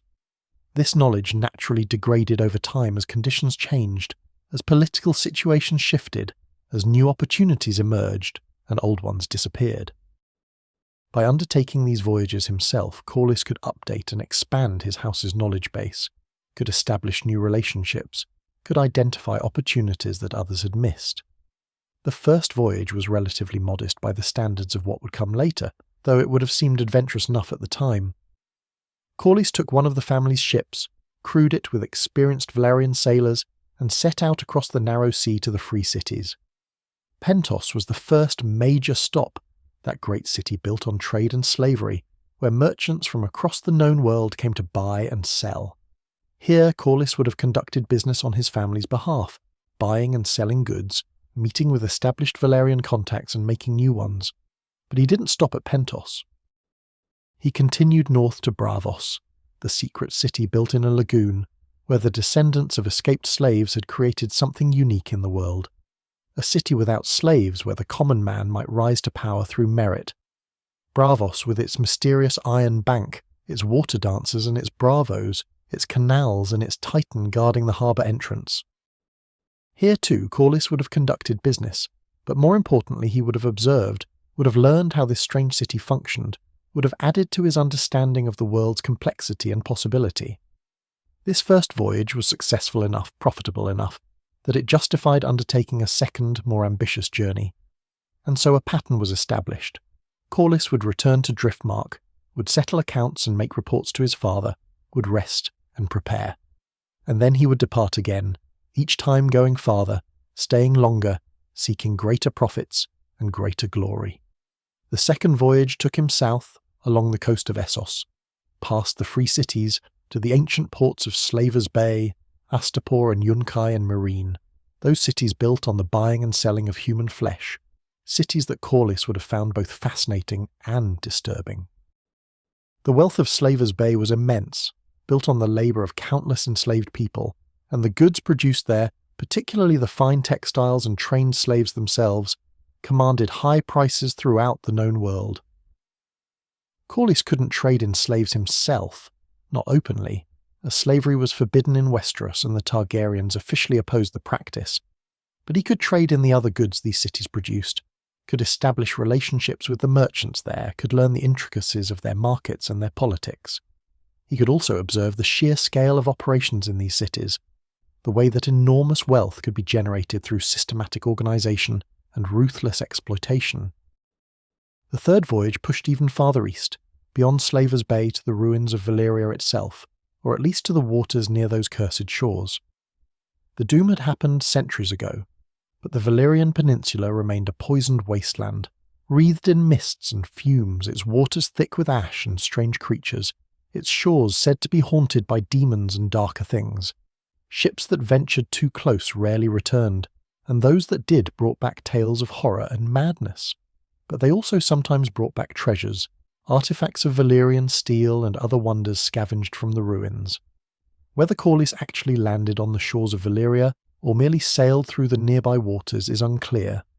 The accounts vary, and Corlys himself seems to have been deliberately vague when speaking of this part of his voyage, perhaps not wanting to admit how close he had come to disaster, or perhaps wanting to maintain an air of mystery. What is certain is that he survived when many others had not, that he returned from waters that were considered cursed and deadly, and that he brought back Valyrian artifacts that found their way into the treasuries of high tide. The fourth and fifth voyages took Corlys in new directions, south and east beyond the familiar waters of Essos. The Summer Isles were the destination of the fourth voyage, those paradise islands far to the south where the people had dark skin and different customs, where they worshipped different gods and built their ships in different ways. The Summer Islanders were themselves great sailors, their swan ships among the finest vessels on any sea, and they controlled trade in certain goods that could be found nowhere else. Goldenheart wood, which made the finest bows in the world, rare spices and unusual fruits, strange birds with brilliant plumage. Corlys spent months among the Summer Isles, learning their language, studying their shipbuilding techniques, establishing trade relationships that would endure for the rest of his life. He came to respect these people and their different way of seeing the world, their more open approach to pleasure and sexuality, their sophisticated culture that Westeros often dismissed as savage simply because it was different. He brought back not just goods, but knowledge, understanding of how the Summer Islanders navigated their waters, of the seasonal patterns of winds and currents in the southern seas, of the politics and conflicts between the different islands and principalities. The fifth voyage ventured east of the Summer Isles, skirting the northern coast of Sothorios, that fever-haunted continent that had defeated so many explorers. Sothorios was larger than Westeros, larger perhaps than Essos, but it was almost entirely unexplored and unmapped beyond its northern coasts. The interior was jungle so thick that no outsider had ever penetrated far and returned. The diseases there killed quickly and horribly. The creatures that dwelt in those jungles were unlike anything found elsewhere, some of enormous size, others tiny but deadly. The ruins of ancient civilizations could be found along the coasts, suggesting that people had once lived there in great numbers, but what had happened to them was a mystery. Corlys did not attempt to explore the interior, being ambitious but not suicidal, but he did explore the coast more thoroughly than most, mapping harbours and anchorages, seeking the rare goods that could only be found in Sothorios, certain woods that were valuable for their beauty or their properties, rare animals that could be sold to wealthy collectors, strange fruits and plants that might have medicinal value. The risks were enormous. Sailors falling ill with fevers that no maester could treat, but the rewards for those who survived were proportionally great. It was during the sixth voyage that Corlys truly earned his nickname the Sea Snake, and the reasons for this name are themselves somewhat mysterious, and perhaps deliberately so. Some accounts suggest it came from his ability to navigate through dangerous waters, threading between hazards the way a snake moves through tall grass. Others claim it came from a particular encounter with sea serpents, those legendary creatures that were sighted occasionally by sailors but never reliably documented. Still others suggest it was simply a reference to his cunning and his ability to strike quickly when opportunity presented itself. This sixth voyage took Corlys farther east than any of his previous journeys, beyond the familiar waters of Essos and the Summer Isles, beyond even Sothrios, into the waters that led toward the far east, toward Korth and the Jade Sea beyond. These were waters that few Westerosi had ever sailed, where the stars followed different patterns, where the very air seemed different. Qarth itself was a city of wonders, a great port that stood at the junction of multiple trade routes, where caravans from the mysterious east met ships from the west, where spices and silks and stranger things were bought and sold. The Qarthian were wealthy beyond the dreams of most Westerosi lords, their merchants living in palaces that would have made kings envious. But they were also strange, following customs that seemed bizarre to Westerosi eyes, worshipping gods that Corlys had never heard of, practicing magic that might be real or might be elaborate tricks. Corlys spent time in Korth, as much time as he could afford, learning what he could, establishing contacts, buying goods that would command extraordinary prices back in Westeros. But Korth was not his final destination on this voyage. Beyond Qarth lay the Jade Sea, and beyond the Jade Sea lay Yiti, the golden empire of the Far East, a land of such wealth and sophistication that it made even Korth seem provincial. The journey to Yiti was long and dangerous, through waters where pirates lurked and storms could arise with terrifying speed. The traders who made this journey regularly demanded high fees for their services, knowing that few had the knowledge or the courage to attempt it themselves. Corlys made the journey with a combination of careful preparation and bold action. He studied the routes, spoke with traders who had made the voyage before, learned what he could about the hazards and how to avoid them. He chose his crew carefully, taking only the most skilled and reliable sailors, men who would not panic in crisis, who could be trusted in situations where mistakes meant death. He provisioned his ship meticulously, ensuring they had enough food and water for the long voyage, enough spare equipment to make repairs if needed. The voyage to Yiti took months, following the coast when possible, striking out across open water when necessary, always watching for signs of danger. They encountered storms and doldrums, pirates and strange ships from unknown lands. They saw sea creatures that Corlys had never imagined, great beasts that surfaced near the ship and then disappeared into the depths. They navigated by stars that were unfamiliar, using techniques that Corlys had learned from Summer Islanders and Korthian sailors, adapting and improvising when the known methods didn't work. When they finally reached Yiti, when Corlys first saw the golden cities of that distant empire, it must have seemed like arriving in a different world entirely. Yiti was old, older than Valyria had been, with a history stretching back thousands of years. The Yitish claimed descent from the great Empire of the Dawn, a legendary civilization that might or might not have actually existed. Their cities were vast, their architecture unlike anything in the West, their wealth staggering. The Emperor of Yitai, the God Emperor as he styled himself, ruled from Yin, a city so large that it made King's Landing seem like a village. Corlys could not meet the God Emperor himself, being far too insignificant for such an honour, but he did conduct business with Yitish merchants and officials, buying goods that had never been seen in Westeros. Gold from Yiti was purer than gold from anywhere else, worked into forms and shapes that demonstrated a level of craftsmanship that Westerosi goldsmiths could barely imagine. Jade, the stone that gave the Jade Sea its name, carved into art objects of extraordinary beauty. Silks finer than anything produced in the West. Spices and teas and other goods whose very names were unknown in Westeros. But as valuable as the goods calls brought back was the knowledge he gained. He learned the language of Yiti, or at least enough of it to conduct business and hold simple conversations. He learned about their systems of government and law, their philosophy and religion, their science and medicine. He observed how they organized their markets and their trade, how they dealt with taxation and administration in an empire far larger than the Seven Kingdoms. He studied their ships and their navigation techniques, adding to his growing understanding of how different peoples had solved the same problems in different ways. The return voyage from Yiti was, if anything, more dangerous than the outbound journey, because now Corlys's ship was loaded with valuable cargo that would attract pirates and desperate men. But it was also faster, because he knew the route now, had learned the currents and winds, knew where dangers lurked and how to avoid them. He made stops along the way, in Carthagena, in other ports, always trading, always learning, always seeking advantage. The voyage that had begun with one ship's cargo had multiplied through clever trading, selling high in some ports and buying low in others, leveraging knowledge that others lacked. When Corlys finally returned to Driftmark from this sixth voyage, he had been gone for more than 2 years.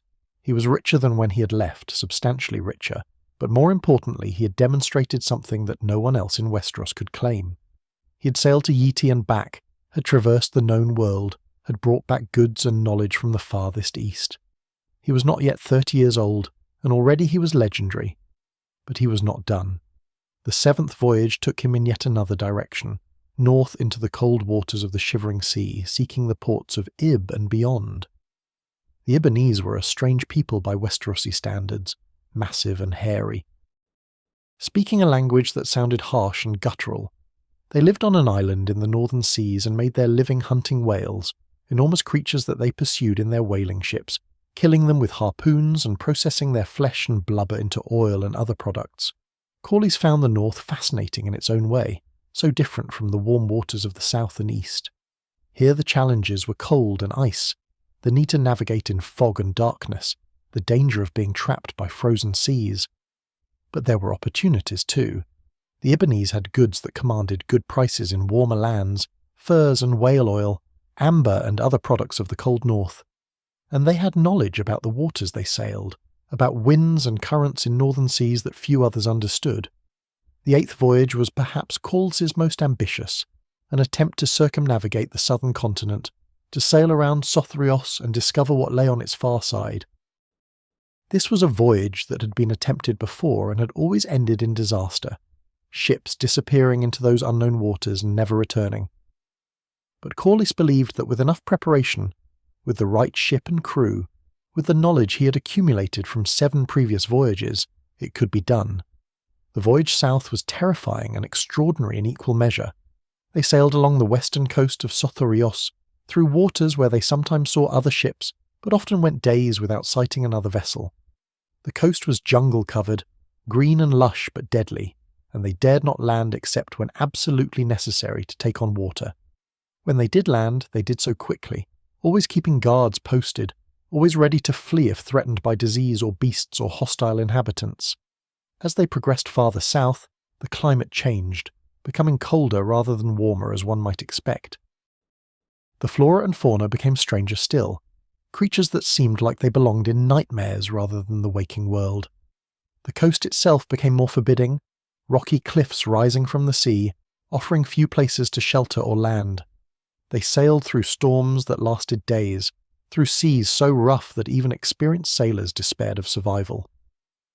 But Corlys drove them onward, his will and his confidence giving the crew courage when their own faltered. He seemed to have an instinct for the sea, an ability to read weather and water that went beyond what could be learned from books or even from experience. He made decisions that seemed reckless, but proved correct, took risks that terrified his crew, but got them through. Situations where caution would have meant disaster. He was driven by something beyond the mere desire for wealth, some need to prove that nothing was impossible, that the world could be conquered through skill and daring and refusal to accept limitations. They reached the southern tip of Sothrios, that cape that no Westerosi had ever rounded, and returned to tell of it. The waters there were violent beyond anything they had experienced, great waves that towered over the ship, currents that could drag them onto rocks or out into the empty ocean. They fought those waters for days, making progress measured in miles rather than leagues, exhausting themselves in the struggle to survive. But they survived, they rounded the cape, and they began the journey north along the eastern coast of the continent. The eastern coast of Sothrios was, if anything, even stranger than the west. The lands there had clearly once been inhabited, ruins dotted the coast, structures of stone that must have been cities or fortresses, now overgrown with jungle and empty of people. Who had built them? What had happened to them? These were mysteries that Corlys could only speculate about. But he documented what he saw, made rough maps, added to the sum of human knowledge about this terrible continent. Eventually, after months of sailing, they reached waters that were more familiar, the approaches to the Summer Isles from the east. They had done it. had circumnavigated Sothorios, had proven it could be done. The ship was battered, the crew exhausted, some had died of fever or accident along the way. But they had survived, and they brought back knowledge that would be valuable to future navigators, maps and observations that filled in blank spaces that had existed for centuries. The 9th and final voyage of Corlys Velaryon was perhaps less physically challenging than the 8th, but no less significant in its impact. He returned to the Jade Sea and Yiti, but this time he went prepared with greater resources, with multiple ships, with the goal not just of trading but of establishing permanent relationships, regular trade routes that would endure beyond his individual voyages. He spent years on this final voyage, travelling back and forth between Westeros and the Far East, making connections, building trust, creating the infrastructure for ongoing commerce. When Corlys finally returned to Driftmark for the last time, when he ended his years of wandering and settled into the role of Lord of the Tides, he was the wealthiest man in Westeros, wealthier than any Lannister or Hightower, wealthier perhaps than the king himself. His 9 voyages had brought him gold and goods beyond counting, but they had brought him something more valuable still. They had brought him knowledge of the world that no one else possessed, contacts and relationships in every significant port from Ib to Yiti, a reputation for capability and daring that made him legendary.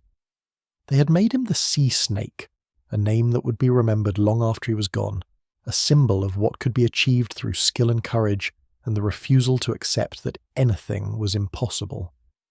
When Corlys returned from his final voyage, when he settled into Driftmark as its lord and master, he was still a young man by most measures, perhaps in his early 30s, at the height of his physical powers and mental acuity. He had achieved more than most men would accomplish in several lifetimes, had accumulated wealth that made him effectively the richest person in the known world, had earned a reputation that stretched from Westeros to Yiti. But for all his achievements, for all his wealth and fame, he was still in a sense incomplete. He had conquered the seas and distant lands, but he had not yet truly entered the great game of Westerosi politics, had not yet positioned himself and his house at the very centre of power in the Seven Kingdoms. This would change with his marriage to Princess Rhaenys Targaryen, a union that would bind House Velaryon to the Iron Throne more closely than ever before, that would place Velaryon children in direct line of succession, that would eventually lead to the conflicts and tragedies that would test everything the Sea Snake had built. But at the beginning, the marriage seemed like a perfect match, a union of the realm's greatest sailor with one of its greatest princesses, a combination of Velaryon wealth and skill with Targaryen blood and dragons, a partnership that promised to produce remarkable children and to shape the future of the realm. Rhaenys Targaryen was the daughter of Prince Aemon, who had been King Jaehaerys' eldest son and heir until his untimely death. Through her father, she was the king's granddaughter, and by many reckonings she had the strongest claim to succeed Jaehaerys when he eventually died. She had the blood, being Jaehaerys' direct descendant through the male line. She had been raised at court, educated for rule, trained in the arts of governance and diplomacy. And she was a dragon rider, bonded to Meleys, called the Red Queen, a magnificent dragon with crimson scales that shone like copper in the sun, large and fierce, and as formidable as any dragon living save perhaps the ancient Vargar. Beyond these formal qualifications, Rhaenys was by all accounts a remarkable woman in her own right. She was intelligent, perhaps more so than many of the men who would eventually pass her over for the succession. She was strong-willed without being cruel, capable of making difficult decisions but not eager for violence or destruction. She understood politics and power, the complex web of alliances and obligations that held the realm together, the careful balance between strength and mercy that characterized effective rule. She was, in short, exactly the kind of partner that Corlys needed, someone who could match his ambition with her own, who could bring dragon power to complement his sea power, who could help him navigate the court politics that he had largely avoided during his years of voyaging. The match was arranged, as such marriages among great houses typically were, through negotiations between families and consideration of mutual advantage. But it seems to have become something more than a mere political alliance. The accounts suggest that Corlys and Rhaenys developed genuine affection for each other, that their partnership was built on mutual respect and attraction, as well as on political calculation. They were well matched in temperament, both ambitious and capable, both willing to take risks in pursuit of their goals, both convinced that they deserved more than what birth alone had given them, and willing to work to achieve it. They shared Valyrian blood, of course, both having the silver hair and purple eyes that marked them as descendants of Old Valyria. This was important not just symbolically but practically, as it meant their children would carry these distinctive features, would be unmistakably of Valyrian descent, would be suitable heirs for both House Velaryon and potentially for the Iron Throne itself. The Targaryens had always been careful about preserving their bloodline, preferring to marry within the family, or at least to marry other Valyrians, and Rhaenys's marriage to Corlys fit within this tradition. The wedding itself would have been a grand affair, befitting the union of a princess of the royal house with the wealthiest lord in the realm. It would have taken place on Driftmark most likely, at high tide, that magnificent palace that Corlys's family had built, and that he had filled with treasures from his 9 voyages. The king would have attended Jaehaerys and his queen Alysanne, along with much of the court and representatives from the great houses throughout the realm. It would have been an opportunity for Corlys to display the wealth and sophistication of House Velaryon, to demonstrate that the seahorse had truly arrived as a power equal to any in the realm. High tide during this period was at its most magnificent, perhaps the most impressive private residence in all of Westeros. The palace had been designed to showcase both Velaryon wealth and Valyrian heritage, incorporating architectural elements from Old Valyria adapted to the materials and climate of Westeros. The halls were wide and tall, designed to impress visitors with their scale and grandeur. The walls were adorned with art from across the known world, tapestries from Myr and paintings from the Free Cities, carvings from Yitai and mosaics from Volantis. The treasuries of High Tide contained wonders that few outside the family ever saw. Gold from Yitai, worked into forms that demonstrated craftsmanship beyond what most Westerosi craftsmen could achieve. Jade carvings of exquisite delicacy, rare woods from Sothorios and the Summer Isles, some of them turned into furniture, others kept simply as examples of their beauty and rarity. Silks and spices, gems and rare metals, all the accumulated wealth of 9 voyages and generations of successful trade. There were maps in the library, drawn by Corlys himself or by his captains, showing sea routes and harbours, documenting knowledge that was worth as much as any gold. But perhaps the most impressive aspect of High Tide was not its treasures, but the life that filled it. The palace was home to a large household, not just family but servants and craftsmen, captains and merchants, foreign visitors and permanent residents. High Valyrian was spoken in the halls, maintaining the linguistic tradition of the house. Foreign languages could be heard as well, as traders and envoys from distant lands came seeking audience with the sea snake, hoping to establish relationships with the man who controlled so much of Westeros's trade with the wider world. Rhaenys brought to this household the dignity and sophistication of her royal upbringing, but also something more. She brought Meleys, her dragon, and dragons change everything they touch. A dragon residing at high tide meant that House Velaryon now had immediate access to dragon power, not through alliance or favour, but through direct family control. It meant that the seahorse banners and the red dragon of Meleys flew together over Driftmark, a visual representation of the marriage's significance. It meant that any threat to House Velaryon would now have to consider not just their fleet and their wealth, but also the very real possibility of dragonfire. The marriage produced children quickly, as royal marriages were expected to. First came Laena, a daughter with the silver-gold hair and purple eyes of Valyria, healthy and strong, showing from early age the intelligence and spirit that would characterize her short but remarkable life. Then came Laenor, a son and heir, similarly blessed with Valyrian features, a boy who would bond with the dragon's sea smoke, and who would eventually marry into the royal family himself, though that marriage would prove complicated in ways that no one anticipated when he was born. These children represented the culmination of everything House Velaryon had been working toward for generations. They had pure Valyrian blood from both parents, the finest heritage that could be claimed in Westeros. They had the wealth of the richest house in the realm behind them. They had dragons, or would have them, Lena eventually bonding with Varga, the ancient dragon that had been Visenya Targaryen's mount, while Lenor claimed sea smoke. And they had claims to the Iron Throne itself, being grandchildren of King Jaehaerys through their mother, descendants of the direct royal line.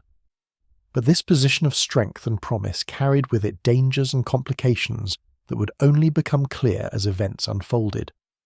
The question of succession to the Iron Throne, which had seemed settled when Rhaenys' father Aemon was alive, became fraught after his death. Who should succeed Jaehaerys? His granddaughter Rhaenys, who had the strongest claim by descent, or one of his sons, who were male and therefore traditionally preferred in matters of inheritance? This question would be answered in a way that disappointed and angered both Rhaenys and Corlys, in a decision that would shape their actions for the rest of their lives. The Great Council of 101 years after Aegon's conquest was called to settle this succession question, to determine who would follow Jaehaerys on the Iron Throne when the old king finally died. It was a grand assembly, bringing together lords from throughout the realm to debate and vote on one of the most important questions in the kingdom's history. The fact that such a council was called at all was significant, an acknowledgement that the succession was not clear, that there were legitimate competing claims that needed to be resolved through some mechanism beyond simple assertion of power. Rhaenys' claim was straightforward and strong. Her father Aemon had been Jaehaerys' eldest son and chosen heir.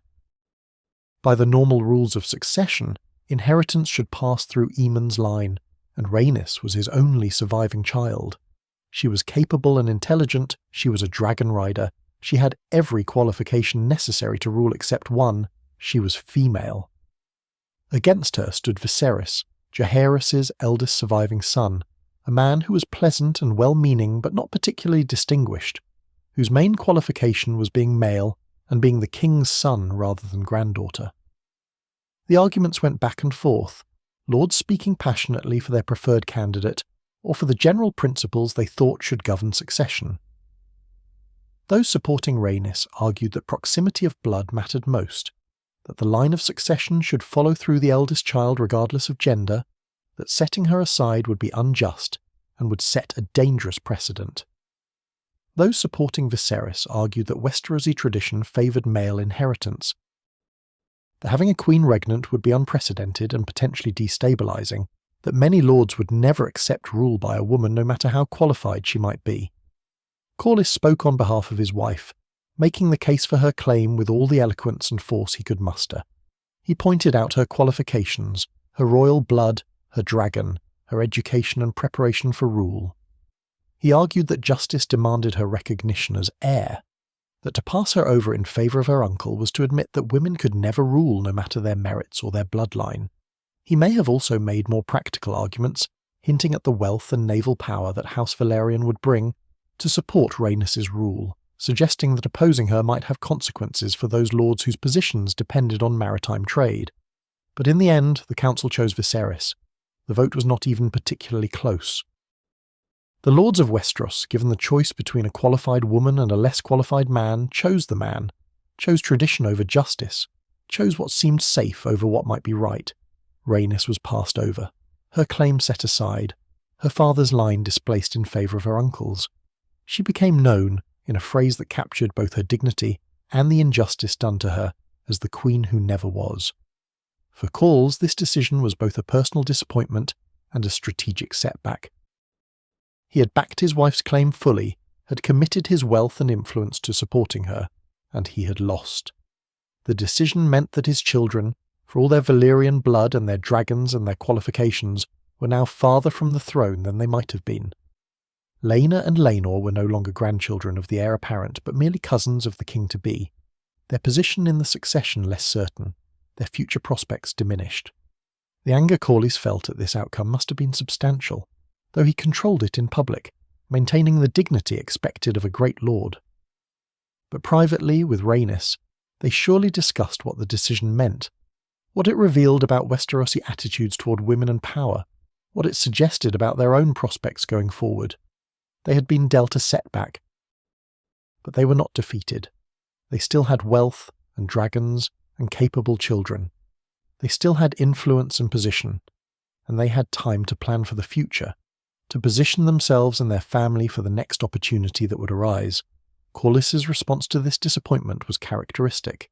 He did not withdraw from politics or plot immediate rebellion. Instead, he focused on what he could control, on building his house's position through means other than direct succession to the throne. He expanded his commercial operations using his wealth to gain influence, making himself indispensable to the realm's economy. He maintained and improved the fleet, ensuring that House Velaryon's naval dominance remained unchallenged. He continued in his role as master of ships, serving the crown competently, even though the crown had disappointed him. But he also perhaps began to think differently about how to achieve his ambitions. If his wife could not be queen, perhaps his children or grandchildren could reach the throne through other means. Marriage alliances could be made, political situations could be shaped, opportunities would arise as they always did in the complex and unstable world of Westerosi politics, and when they arose, House Velaryon would be ready to seize them. High tide during this period became even more magnificent as Corlys invested his wealth in expanding and improving it. The palace grew to rival the Red Keep in some respects, a statement that House Velaryon might not have the crown but had everything else that mattered. The halls displayed treasures from across the known world, each one a reminder of Corlys's achievements and the house's connections. The docks and warehouses around high tide expanded to handle the growing volume of trade that Velaryon ships carried.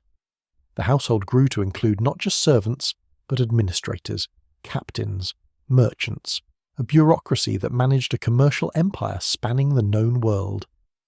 Rhaenys established herself as the lady of this household, bringing to it the grace and sophistication of her royal upbringing, but also her own intelligence and strength of will. She was not content to be merely decorative, to simply preside over social occasions and leave real work to others.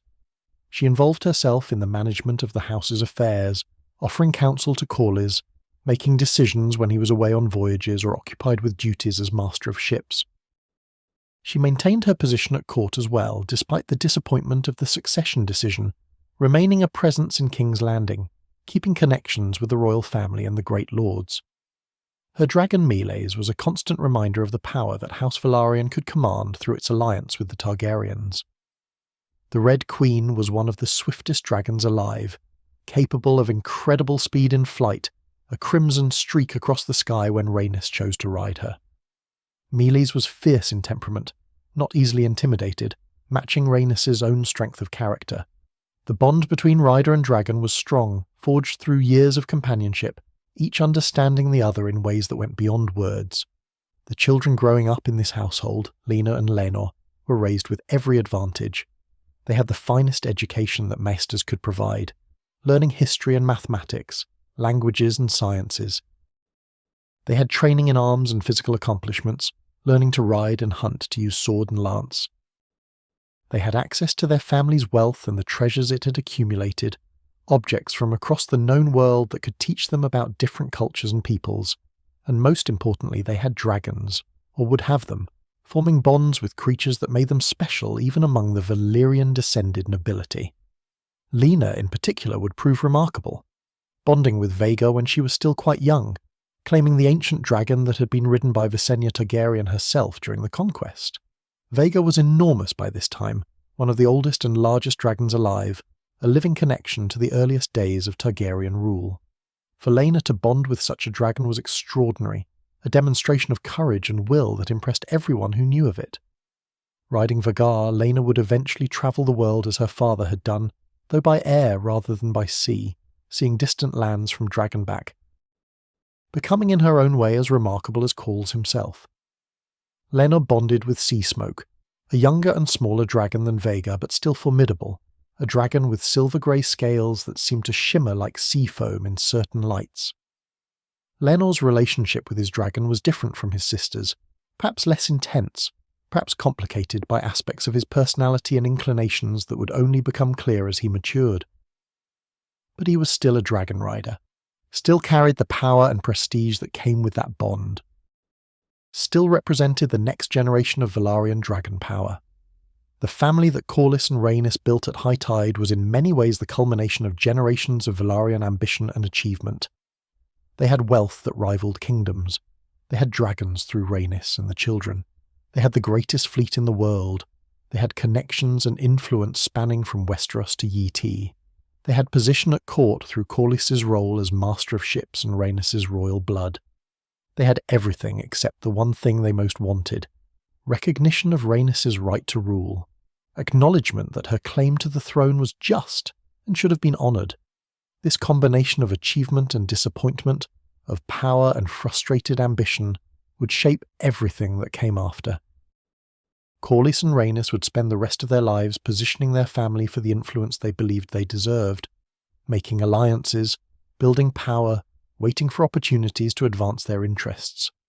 They would not rebel openly against the decision that had passed over Rhaenys, would not challenge Viserys' rule directly. But neither would they simply accept their diminished position, would not quietly fade into being just another great house serving at the crown's pleasure. The seahorse and the red dragon, the silver sails and the crimson scales, these symbols flew together over high tide, proclaiming a partnership that had been forged in marriage, but that represented something larger. It represented the joining of different kinds of power, sea and sky, wealth and terror, patient accumulation, and sudden overwhelming force. It represented a family that had come from ancient Valyria, had survived the Doom, had built a new power base in Westeros, had achieved heights of wealth and influence that few could match. And it represented ambition that was not yet satisfied, that looked toward the Iron Throne itself and believed that Velaryon blood should sit upon it, if not in this generation, then perhaps in the next. The disappointment of the Great Council might have driven some men to withdraw from public life, to nurse their grievances in private while their influence slowly waned. But Corlys Velaryon was not such a man. If anything, the setback seemed to sharpen his ambition, to make him more determined to prove that House Velaryon mattered, that their power was real and consequential, that they could act independently when the crown would not act. The opportunity to demonstrate this came from an unlikely direction, from a problem that most lords in Westeros barely noticed or cared about, but which touched directly on everything Corlys had built over his lifetime of sailing and trading. The problem was the Stepstones. The Stepstones were a chain of rocky islands stretching across the narrow sea between Westeros and Essos, positioned at one of the most strategic points in the known world. Ships sailing from the Free Cities to Westeros, or from Westeros to the eastern ports, often passed through the waters around these islands because it was the most direct route, the quickest way to cross the narrow sea.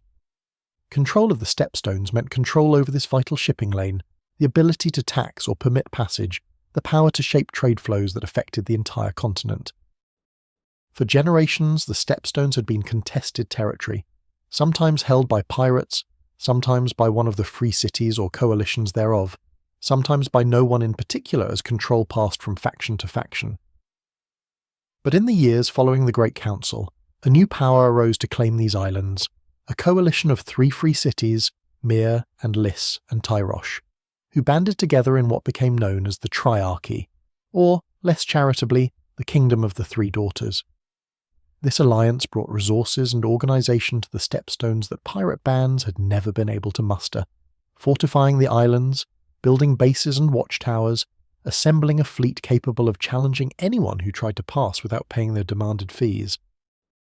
The problem for Corlys was that these fees were extortionate, designed not just to raise revenue but to strangle trade, to make the Stepstones routes so expensive that merchants would seek other paths or simply abandon certain trade routes altogether.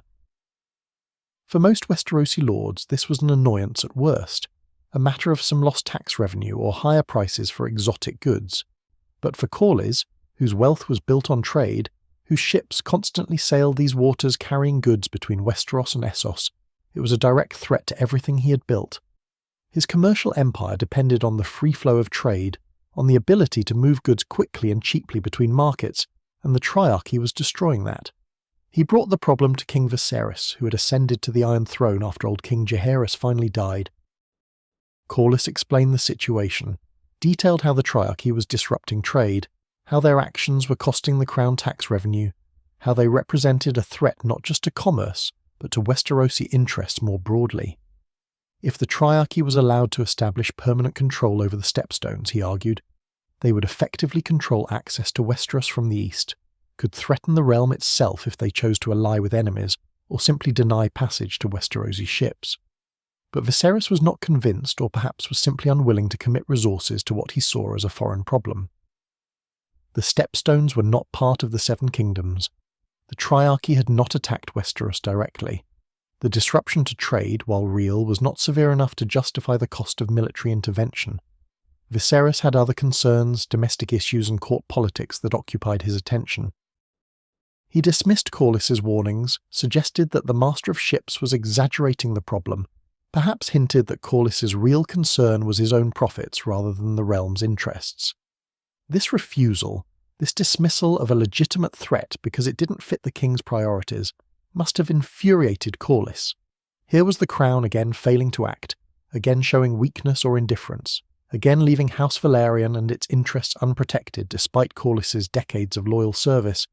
But the refusal also created an opportunity, a chance for Corlys to demonstrate that he could act without royal permission or support, that House Velaryon had the resources and capability to wage war and win on its own terms. The alliance Corlys formed to address the Stepstones problem was with Prince Daemon Targaryen, the king's younger brother, a man who was as different from Viserys as could be imagined. Where Viserys was peaceful and conciliatory, Daemon was aggressive and confrontational. Where Viserys preferred compromise and patience, Daemon favoured direct action and violence. Where Viserys sought to avoid conflict, Daemon seemed to court it, to enjoy it, to find in war and danger the meaning and purpose that eluded him in peacetime. Daemon was also, at this particular moment, estranged from his brother the king, having been sent away from court for various offences and insults, his marriage to the Lady Rhea Royce being unhappy and childless, his position as heir to the throne recently threatened by the birth of Viserys' daughter Rhaenyra. He was restless and angry, looking for some outlet for his energy and frustration, some way to prove his worth and importance. The Stepstones offered that opportunity, a chance for glory and combat, a chance to build his own power base independent of his brother, a chance to do what Viserys would not.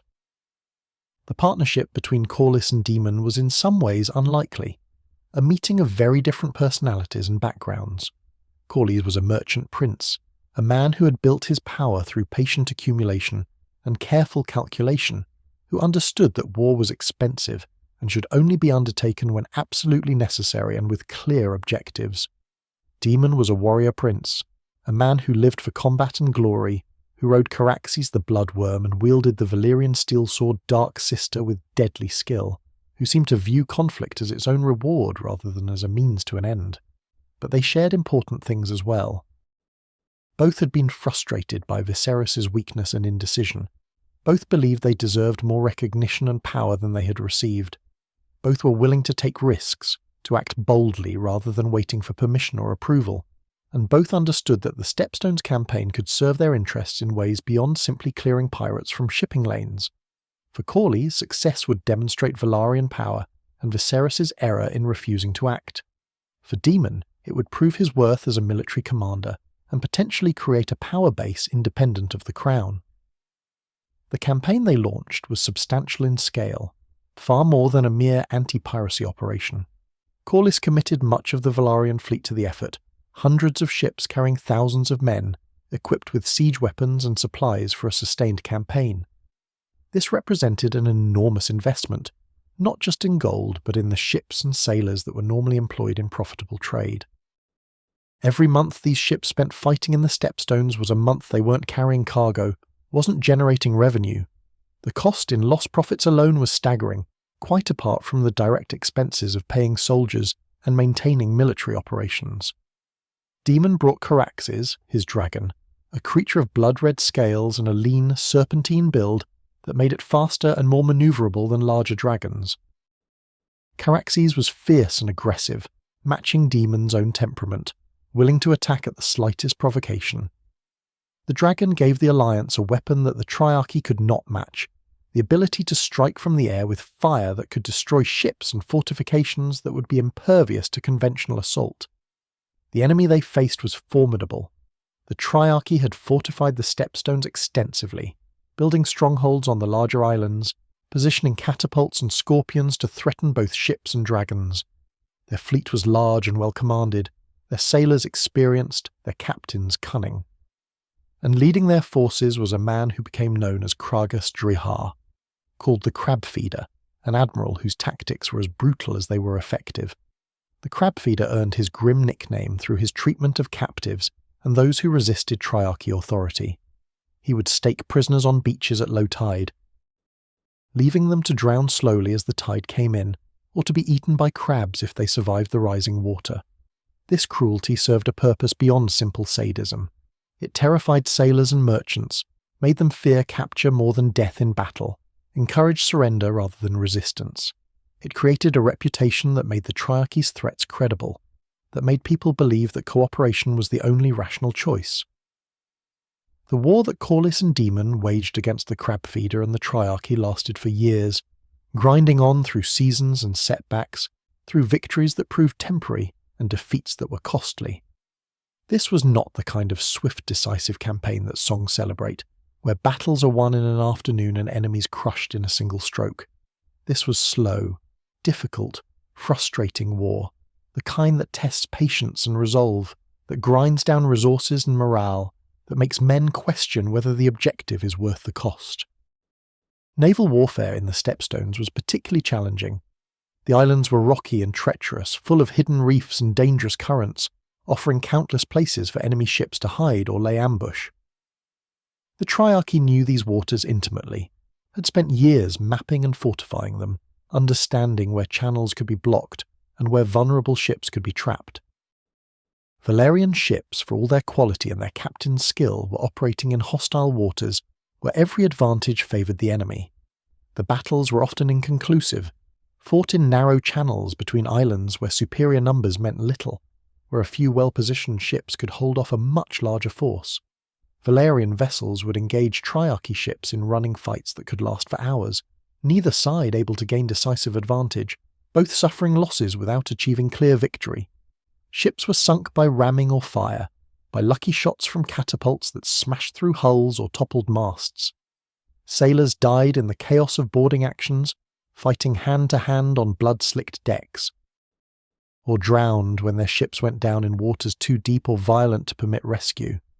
Daemon's contribution with Caraxes was significant but not decisive in the way that dragon power had been during Aegon's conquest. A dragon attacking from the sky could destroy ships and burn fortifications, could create chaos and terror among enemy forces. But the Crab Feeder had prepared for this threat, positioning scorpions throughout the islands, training crews to aim at flying targets, creating enough of a threat that Daemon had to be cautious in his attacks. A lucky shot could bring down a dragon as surely as it could sink a ship, and while Daemon was reckless by nature, he was not suicidal. He couldn't simply fly over enemy positions and burn everything beneath him without risking Caraxes and himself. The campaign developed into a pattern of slow, costly progress. Velaryon and allied forces would assault an island, suffering casualties to take it, spending time and resources to secure it and build their own fortifications. Then they would move to the next island, and the whole bloody process would repeat. Meanwhile, the Triarchy would counterattack, trying to retake lost positions, launching raids on supply lines, making the allies pay for every foot of ground they gained. For Corlys, watching from high tide or sometimes present in the Stepstones himself, the campaign must have been a source of deep frustration. This was costing him a fortune, draining the wealth he had spent a lifetime accumulating, tying up ships and men that could have been earning profits. The losses in ships and sailors were substantial. Velaryon families on Driftmark mourning sons and fathers who had gone to war and not returned. The strategic objective, clearing the Stepstones and securing the trade routes, seemed as distant after a year of fighting as it had been at the start. But abandoning the campaign was not an option Corlys would seriously consider. He had committed to this course of action, had invested too much to withdraw without achieving his objectives. More than that, he had made this campaign a demonstration of Velaryon power and independence, a statement that his house could wage war without royal support. To give up, to admit defeat, or even to accept a compromise with the Triarchy, would be to acknowledge that Viserys had been right to refuse support, that the Stepstones were not worth the cost.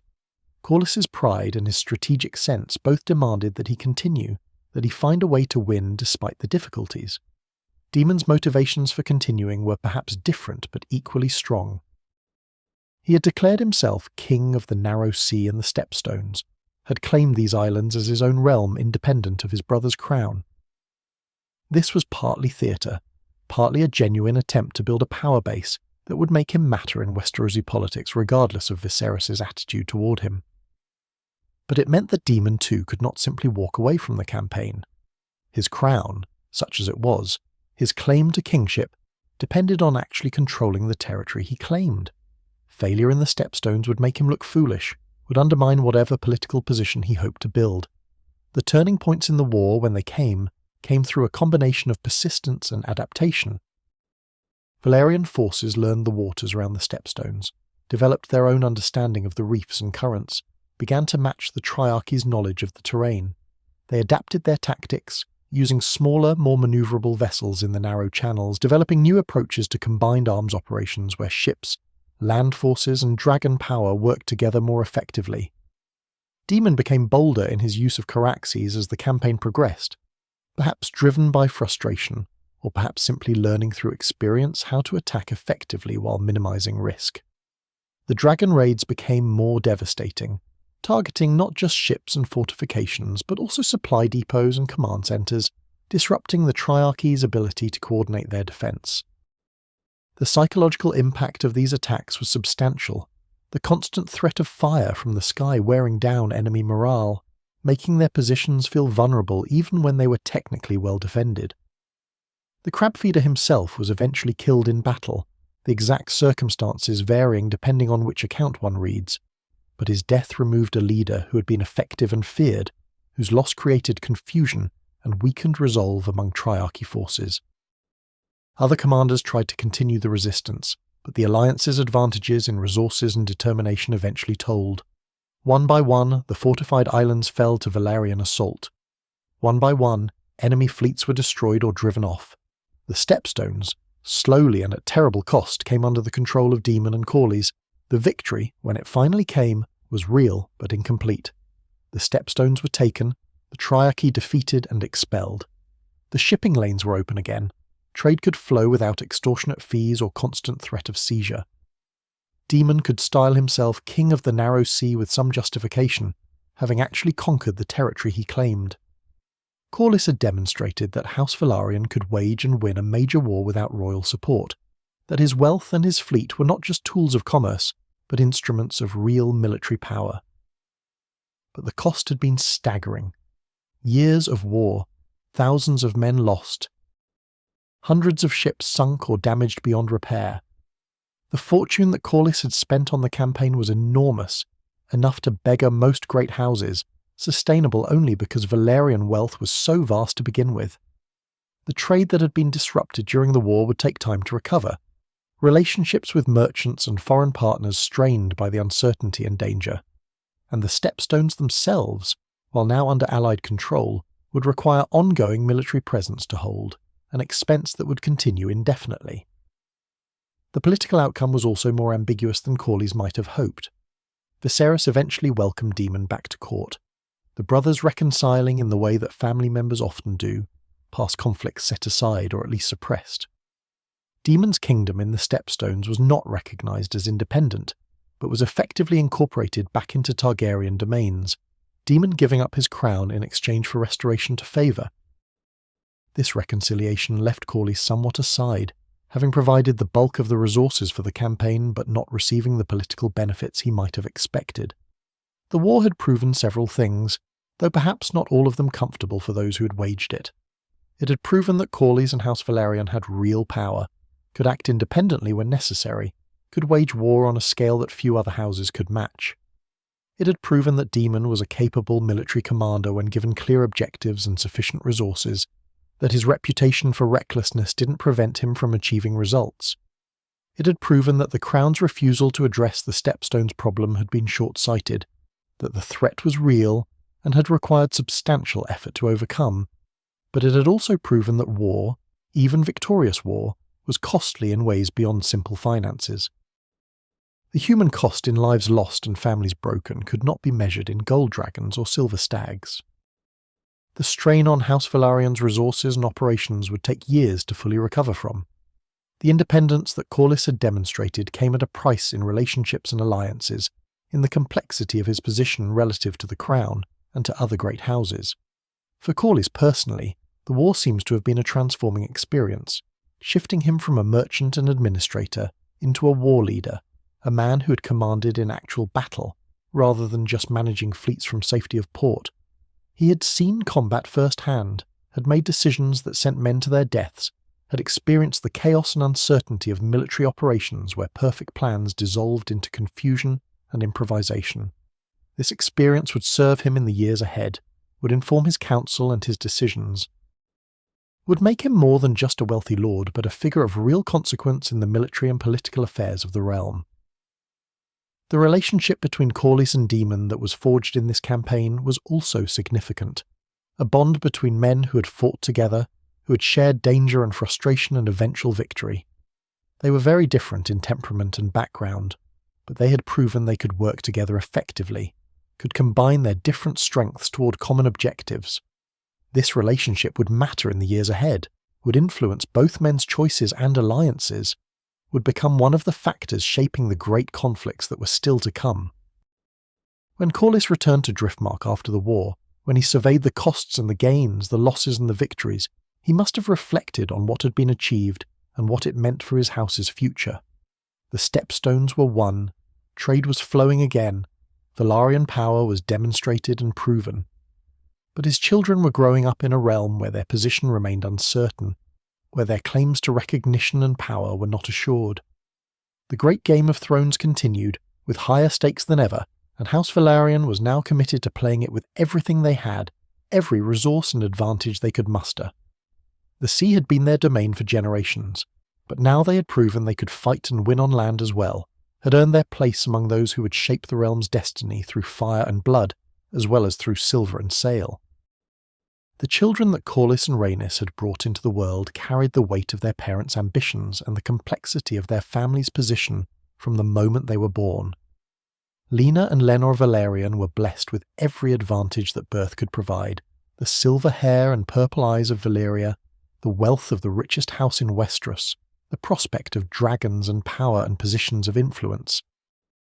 But they were also, in ways they could not control or fully understand, pieces in a larger game, their lives shaped by their parents' frustrated hopes and by the political necessities of a realm where bloodlines and marriage alliances determined the fates of kingdoms. Laena was the elder, a girl who grew into a woman of remarkable presence and capability. The historical accounts describe her as beautiful, though beauty is so common a claim in descriptions of noble women that we might wonder how much it meant.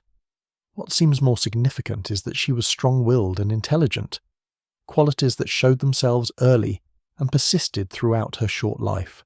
She learned to ride before she could properly walk, they say, and took to the sea with the same natural affinity her father had shown.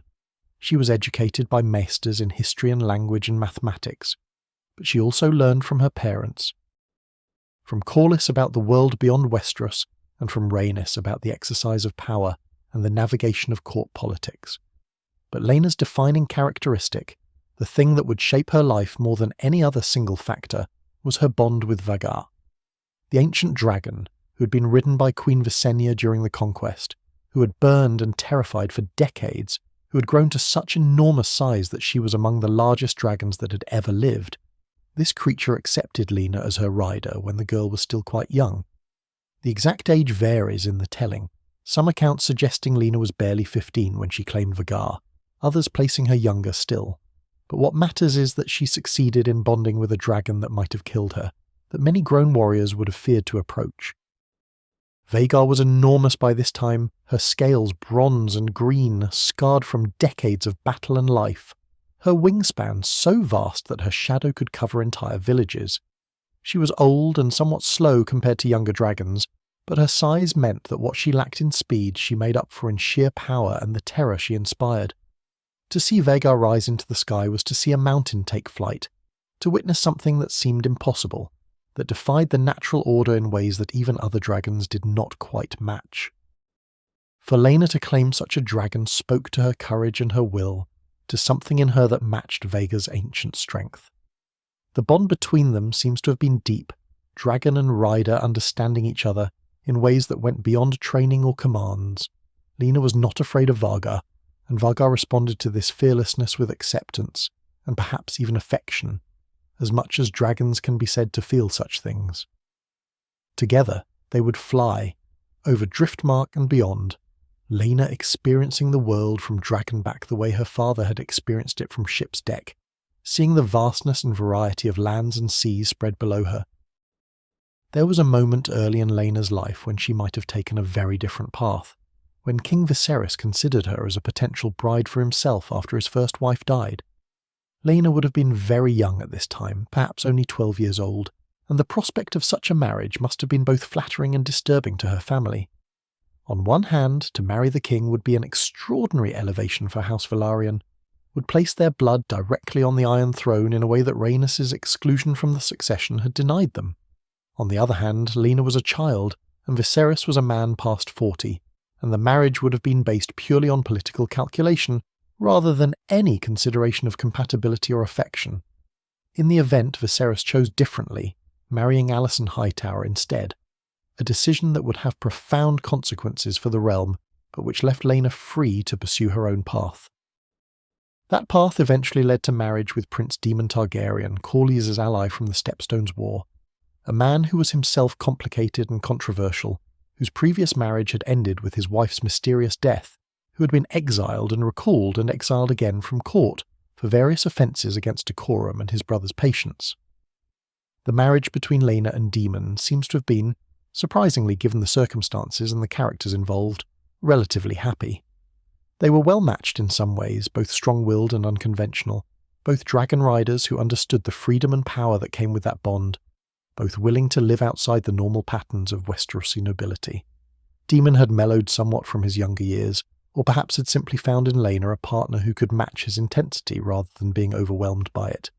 Laena, for her part, seems to have genuinely cared for Daemon, to have seen past his reputation for recklessness and cruelty to whatever qualities attracted her to him. They spent much of their marriage away from Westeros, living in Pentos across the narrow sea, where Daemon had connections and where they could maintain some distance from the political intrigues of King's Landing. They travelled together on Dragonback, Daemon on Caraxes and Laena on Vagar, two of the most formidable dragons alive, their shadows passing over lands from the free cities to more distant realms. They had adventures together that are only hinted at in the historical records, voyages and explorations that echoed Corlys' own youthful travels, but done with the speed and scope that only dragons could provide. Their marriage produced twin daughters, Baela and Rhaena, girls who inherited the Velaryon silver hair and the capacity to bond with dragons. These twins represented yet another generation of the combined Velaryon and Targaryen bloodlines, children who could potentially make claims or be used to support claims to the Iron Throne, who carried forward the family's aspirations even as their parents lived in something approaching exile from Westeros proper. But Laena's story ended in tragedy, in childbirth, attempting to deliver a son who would not survive. The details of her death are disputed, the accounts varying in ways that suggest either uncertainty or deliberate obscuring of what actually happened. Some versions say she died in childbed, succumbing to the complications that killed so many women in an age where medical knowledge was limited, and childbirth was among the most dangerous things a woman could experience. But other accounts suggest something different, something more dramatic and terrible, and in its own way more fitting for a dragon rider. These accounts say that Laena, knowing she was dying, knowing that the child would not live and that she would not survive the birth, chose to die as a dragon rider rather than in a bed, that she dragged herself from her chambers, bleeding and in agony, making her way to where Vagar waited, that she commanded her dragon one final time, spoke the words that would make Vagar burn her, ending her life in dragonfire rather than in the slow suffering of childbed death. That Vagar, understanding or simply obeying, gave her rider this final mercy, this death that was at least chosen rather than simply endured. Whether this account is true or is a more dramatic version created after the fact, we cannot know with certainty. But it has the ring of something that could be true, something that fits with what we know of Laena's character and her bond with Vagar, something that speaks to the kind of courage and will that would let a girl claim the largest dragon in the world. If it is true, if Laena did choose this death, then it was a terrible waste of life and potential. A woman in her early 20s dying when she might have lived for decades more, might have flown Vagar for years to come, might have shaped the events of her time in ways we can only speculate about. Daemon's grief at Laena's death seems to have been genuine and deep, though he was not a man who expressed emotion openly or in conventional ways. He arranged for her body to be returned to Driftmark for burial, bringing their daughters back to their Velaryon family, ensuring that Laena would rest among her ancestors rather than in foreign soil. The funeral at Driftmark would become the setting for other significant events in the family's history, but for Daemon, it must have been primarily a moment of loss, of recognizing that he had found something rare in his marriage to Lena, and that it was now gone. For Corlys and Rhaenys, Lena's death was devastating in the way that any parent's loss of a child must be, but perhaps complicated by the knowledge that her life had been shaped by their ambitions, that she had been married to Daemon partly to maintain alliances and position, that the pregnancy that killed her had been undertaken in part because producing heirs was expected of women in her position. They had loved their daughter, certainly, but they had also used her as a piece in the political game they were playing, and her death must have raised questions about whether the game was worth the cost it demanded. Laenor, the younger child and the son and heir to House Velaryon, presented different challenges and complications for his family. He was by all accounts a gentle soul, kind and well-meaning, devoted to his friends and not particularly interested in the martial virtues that were expected of noble sons. He bonded with the dragon Seasmoke, a younger dragon with silver-grey scales, but his relationship with his dragon seems to have lacked the intensity that characterized Laena and Varga's bond, was more dutiful than passionate. The complication in Laenor's life, the thing that would shape his story and create difficulties for his family, was that his nature inclined him toward the companionship of men rather than women. In another time or place or culture, this might not have mattered, might have been simply an aspect of who he was, accommodated or ignored as circumstances required. But Laenor was the heir to House Velaryon, expected to marry and produce children who would carry forward the family line, and his preferences made this expectation complicated at best. The marriage that was arranged for Laenor was with Princess Rhaenyra Targaryen, King Viserys' daughter and his named heir to the Iron Throne. This match was politically brilliant from House Velaryon's perspective, exactly the kind of alliance that Corlys and Rhaenys had been working toward since the Great Council had passed over Rhaenys herself. If Rhaenyra succeeded to the throne as her father intended, then Laenor would be king consort, and their children would be Velaryon blood on the Iron Throne, the culmination of everything the family had been striving for. But the marriage was also complicated by the fact that both parties entered it with full knowledge of Laena's nature, knowing that the conventional expectations of married life would not apply, that whatever relationship they built would be based on political necessity rather than romantic attachment. Rhaenyra was sophisticated enough to understand this, to accept the arrangement as the price of her own political position and her father's support. Laena seems to have approached it as a duty to be fulfilled, a role to be played for his family's sake even if it did not align with his personal inclinations. The marriage produced children, 3 sons named Jacaerys, Lucerys, and Joffrey, who were raised as Laenor's legitimate heirs and who would eventually be styled as Velaryon princes. But there was a problem, visible to anyone who looked at these boys and thought about bloodlines and heredity. They did not have the silver-gold hair and purple eyes that marked Valyrian descent. Instead, they had brown hair and common features, looking nothing like either of their supposed parents, looking instead remarkably similar to Sir Harwin Strong, who served as commander of the City Watch and who was known to be close to Princess Rhaenyra. The question of these boys' parentage became one of the most dangerous open secrets in the realm, something that everyone at court knew or suspected, but which could not be spoken aloud without risking accusations of treason. To suggest that the heir to the Iron Throne's children were bastards, born of adultery rather than legitimate marriage, was to question the succession itself, to threaten the stability of the realm, to invite conflict and possibly civil war. Corlys's response to this situation was pragmatic and perhaps surprising. He acknowledged the boys as his legitimate grandsons, declared that they were Velaryons regardless of what their appearance might suggest, insisted that anyone who questioned their legitimacy was an enemy of his house. This might seem like denial or willful blindness, but it was actually a carefully calculated position based on several considerations. First, legally and in the eyes of the realm, children born within a marriage were presumed legitimate unless proven otherwise, and proving bastardy was extremely difficult when the mother was a princess and the supposed father supported her claims. Second, these boys were in line to inherit the Iron Throne through their mother, and having them acknowledged as Velaryons meant that Velaryon blood would sit the throne even if that blood was mixed or questioned. Third, challenging their legitimacy would mean breaking with Rhaenyra, losing the Velaryon alliance with the heir apparent, sacrificing the position that Corlys had worked for decades to achieve.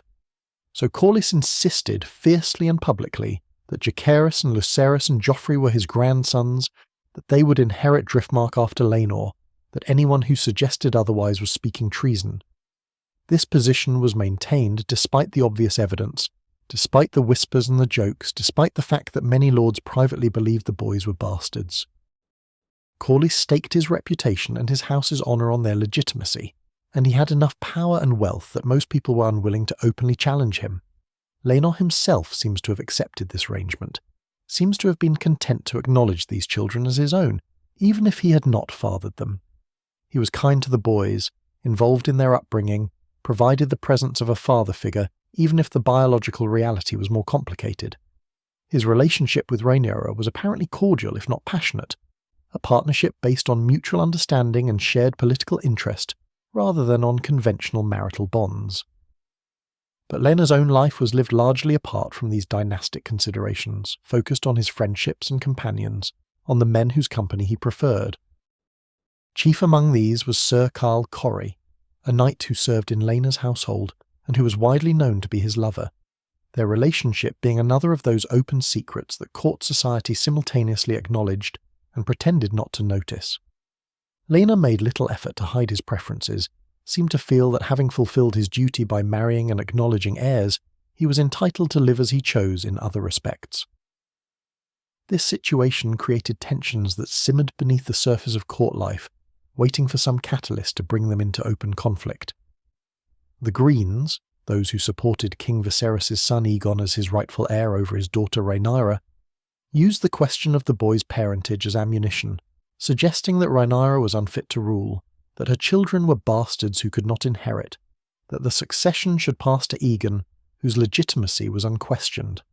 The Blacks, those who supported Rhaenyra, defended her fiercely, insisted that her children were legitimate, that questioning them was treason punishable by death. House Velaryon was necessarily aligned with the Blacks, their entire position depending on Rhaenyra's succession and the recognition of her children. Corlys had committed too much to this course to change it now, had invested too much wealth and political capital, had made too many enemies among those who would benefit from Rhaenyra's fall. The alliance was locked in, for better or worse, and the family's fate was tied to Rhaenyra's success or failure. The relationship between Laenor and Rhaenyra would end mysteriously, with Laenor's reported death in a fire at Driftmark, his body supposedly too burned to identify with certainty, and Rhaenyra's remarkably quick remarriage to Daemon Targaryen, who had been widowed by Lena's death. The circumstances surrounding these events were suspicious enough that many believed Laena had not actually died, but had staged his death to escape his obligations, perhaps fleeing across the narrow sea to live openly as he chose, free from the burden of his position and his marriage.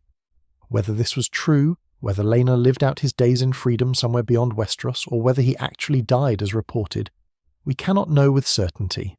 What we do know is that his supposed death created a situation where Rhaenyra could marry Daemon, uniting the main Targaryen line with the Velaryon alliance in an even closer bond, and where the question of Jacaerys and Lucerys' legitimacy became even more complicated and fraught with consequence. For Corlys and Rhaenys, the loss of both their children within a relatively short span, whether to death or to Laenor's mysterious disappearance, must have been agonizing.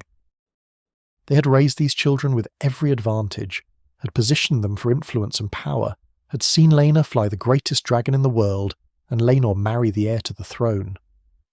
But both children were now gone, and what remained were grandchildren whose legitimacy was questioned, whose future was uncertain, whose very existence created problems and opportunities in equal measure. The twins, Baela and Rhaena, Lena's daughters by Daemon, were raised partly at Driftmark, growing up in their Velaryon heritage, even as they remained Targaryens through their father. They would bond with dragons themselves, would become dragon riders in their mother's tradition, would carry forward Laena's legacy even as they navigated the complicated politics of being caught between houses and factions. They were reminders of what Laena had been, of the potential that had been lost with her death, of the continuation of bloodlines and ambitions across generations. The boys Jacaerys, Lucerys and Joffrey, whatever their true parentage, were being raised as Velaryon heirs, educated in the family's traditions, taught about the sea and ships and the history of their house. Lucerys was betrothed to Rhaena, binding the two branches of the family closer together, ensuring that Driftmark would eventually pass to someone of both Velaryon and Targaryen blood regardless of questions about legitimacy. These arrangements were careful and calculated, designed to secure the family's position no matter how the succession question was eventually resolved. But beneath all these arrangements, beneath the marriages and betrothals and political calculations, lay the human cost of ambition and the price that families paid for playing the Game of Thrones. Laena dead in childbirth or by dragon fire, her potential unfulfilled, her daughters left without a mother. Laenor dead or disappeared, his life lived largely in denial of his own nature, his marriage a political arrangement rather than a source of happiness. Corlys and Rhaenys, having lost both their children, left with grandchildren who carried hope and danger in equal measure, whose future would depend on conflicts that had not yet come but which were gathering on the horizon like storm clouds over the narrow sea. The family that had been built with such care, that had combined Velaryon wealth with Targaryen dragons, that had seemed positioned for triumph and vindication, was instead marked by tragedy and loss, and complicated by questions that had no easy answers. The next generation was rising, carrying the legacy and the burden of their elders' choices, and the realm was moving toward a confrontation that would test whether everything the Velaryons had built could survive the coming storm. The realm in the final years of King Viserys' life was like a ship taking on water slowly, the damage not immediately catastrophic but steadily worsening, everyone aboard aware that something was wrong but disagreeing about how serious the problem was or what should be done to address it. The king himself was declining, his health failing in ways both visible and hidden, his energy diminishing, his ability to hold together the factions at court weakening with each passing season.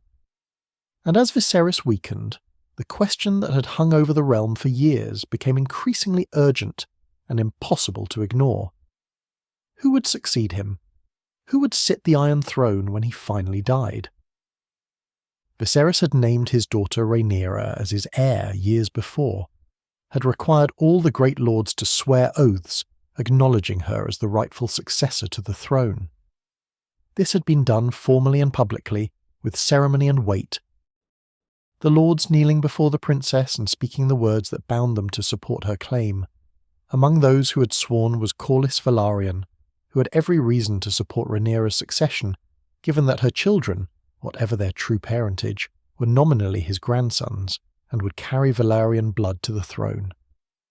But Viserys had also remarried after his first wife's death, had taken Alicent Hightower as his queen, and she had given him sons.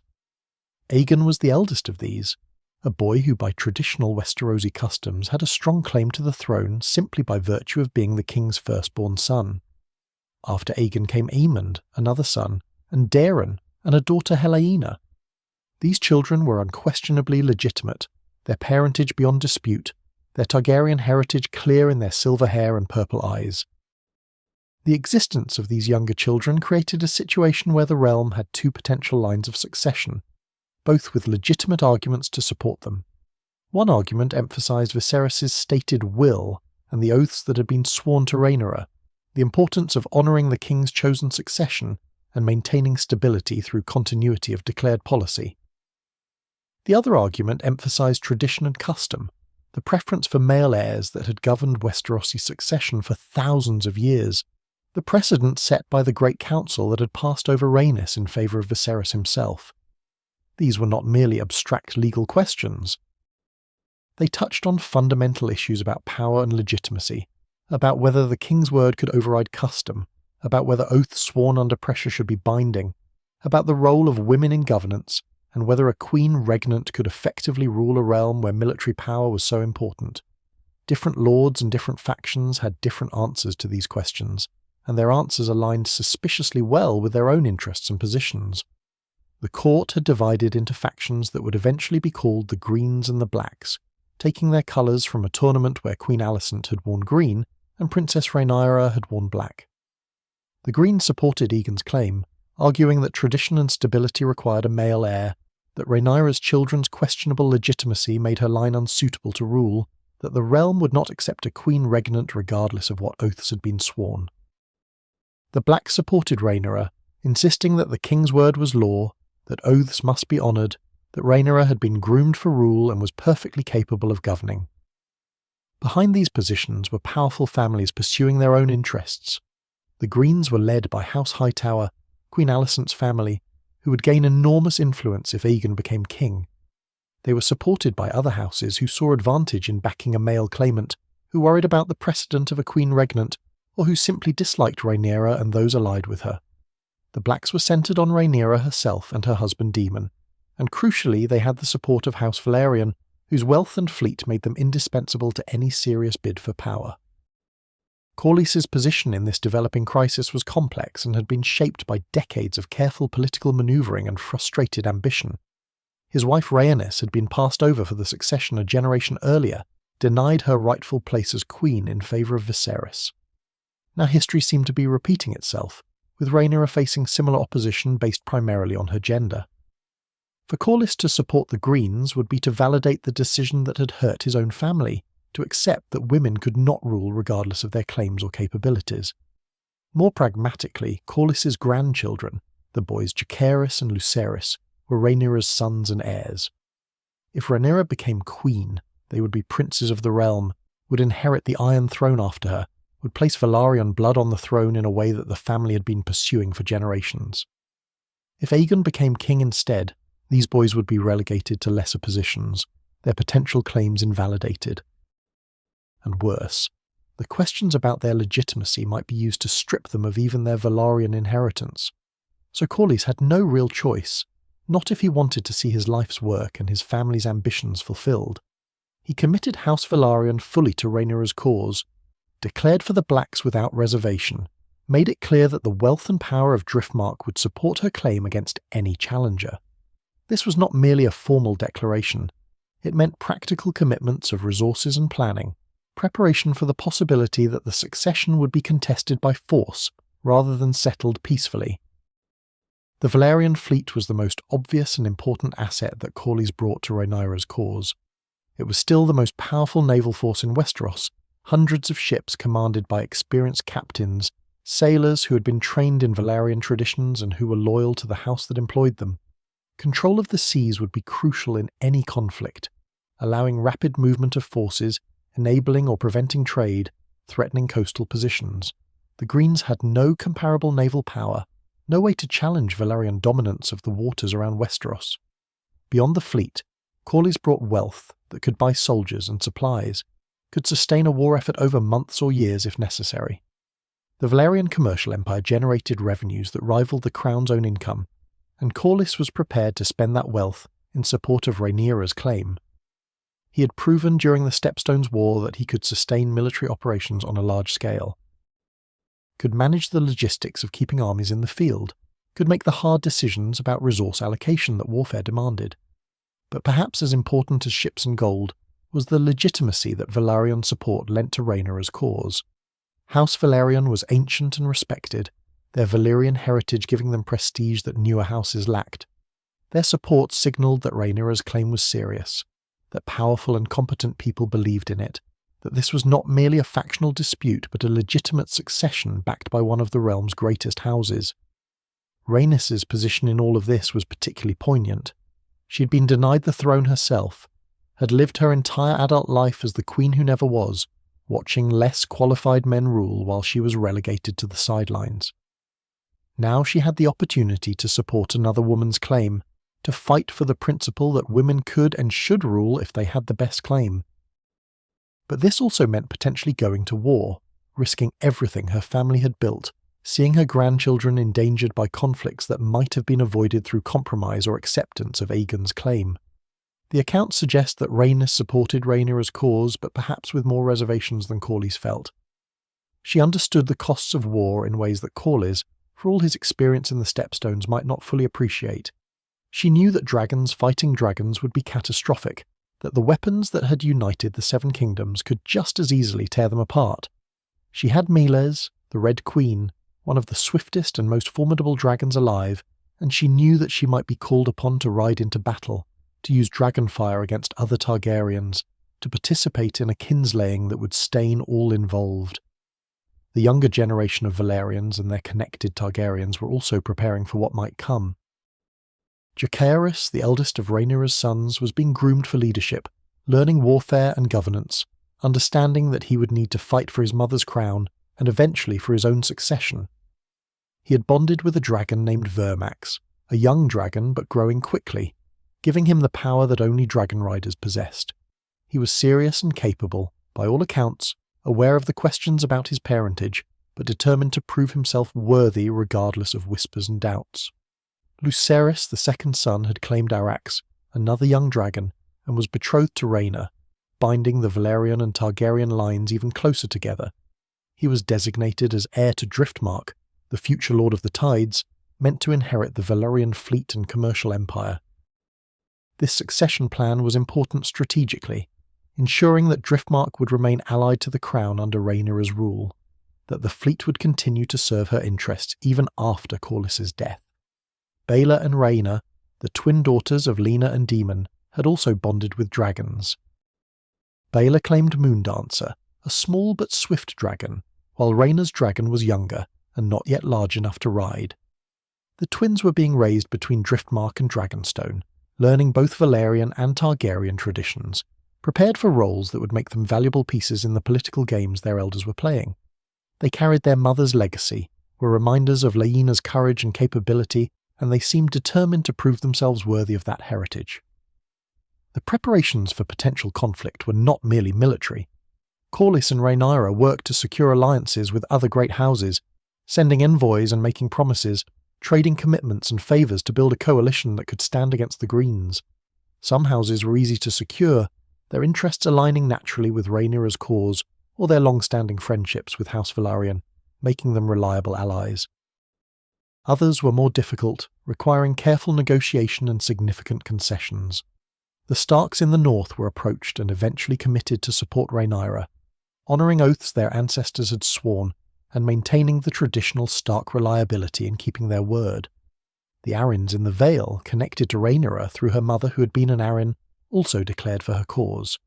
These were important alliances, bringing significant military strength to the Blacks, though the distances involved meant that Northern and Vale forces might not arrive quickly if conflict erupted suddenly. Other regions were divided or uncertain. The Riverlands were torn between competing loyalties, different houses having different sympathies and interests.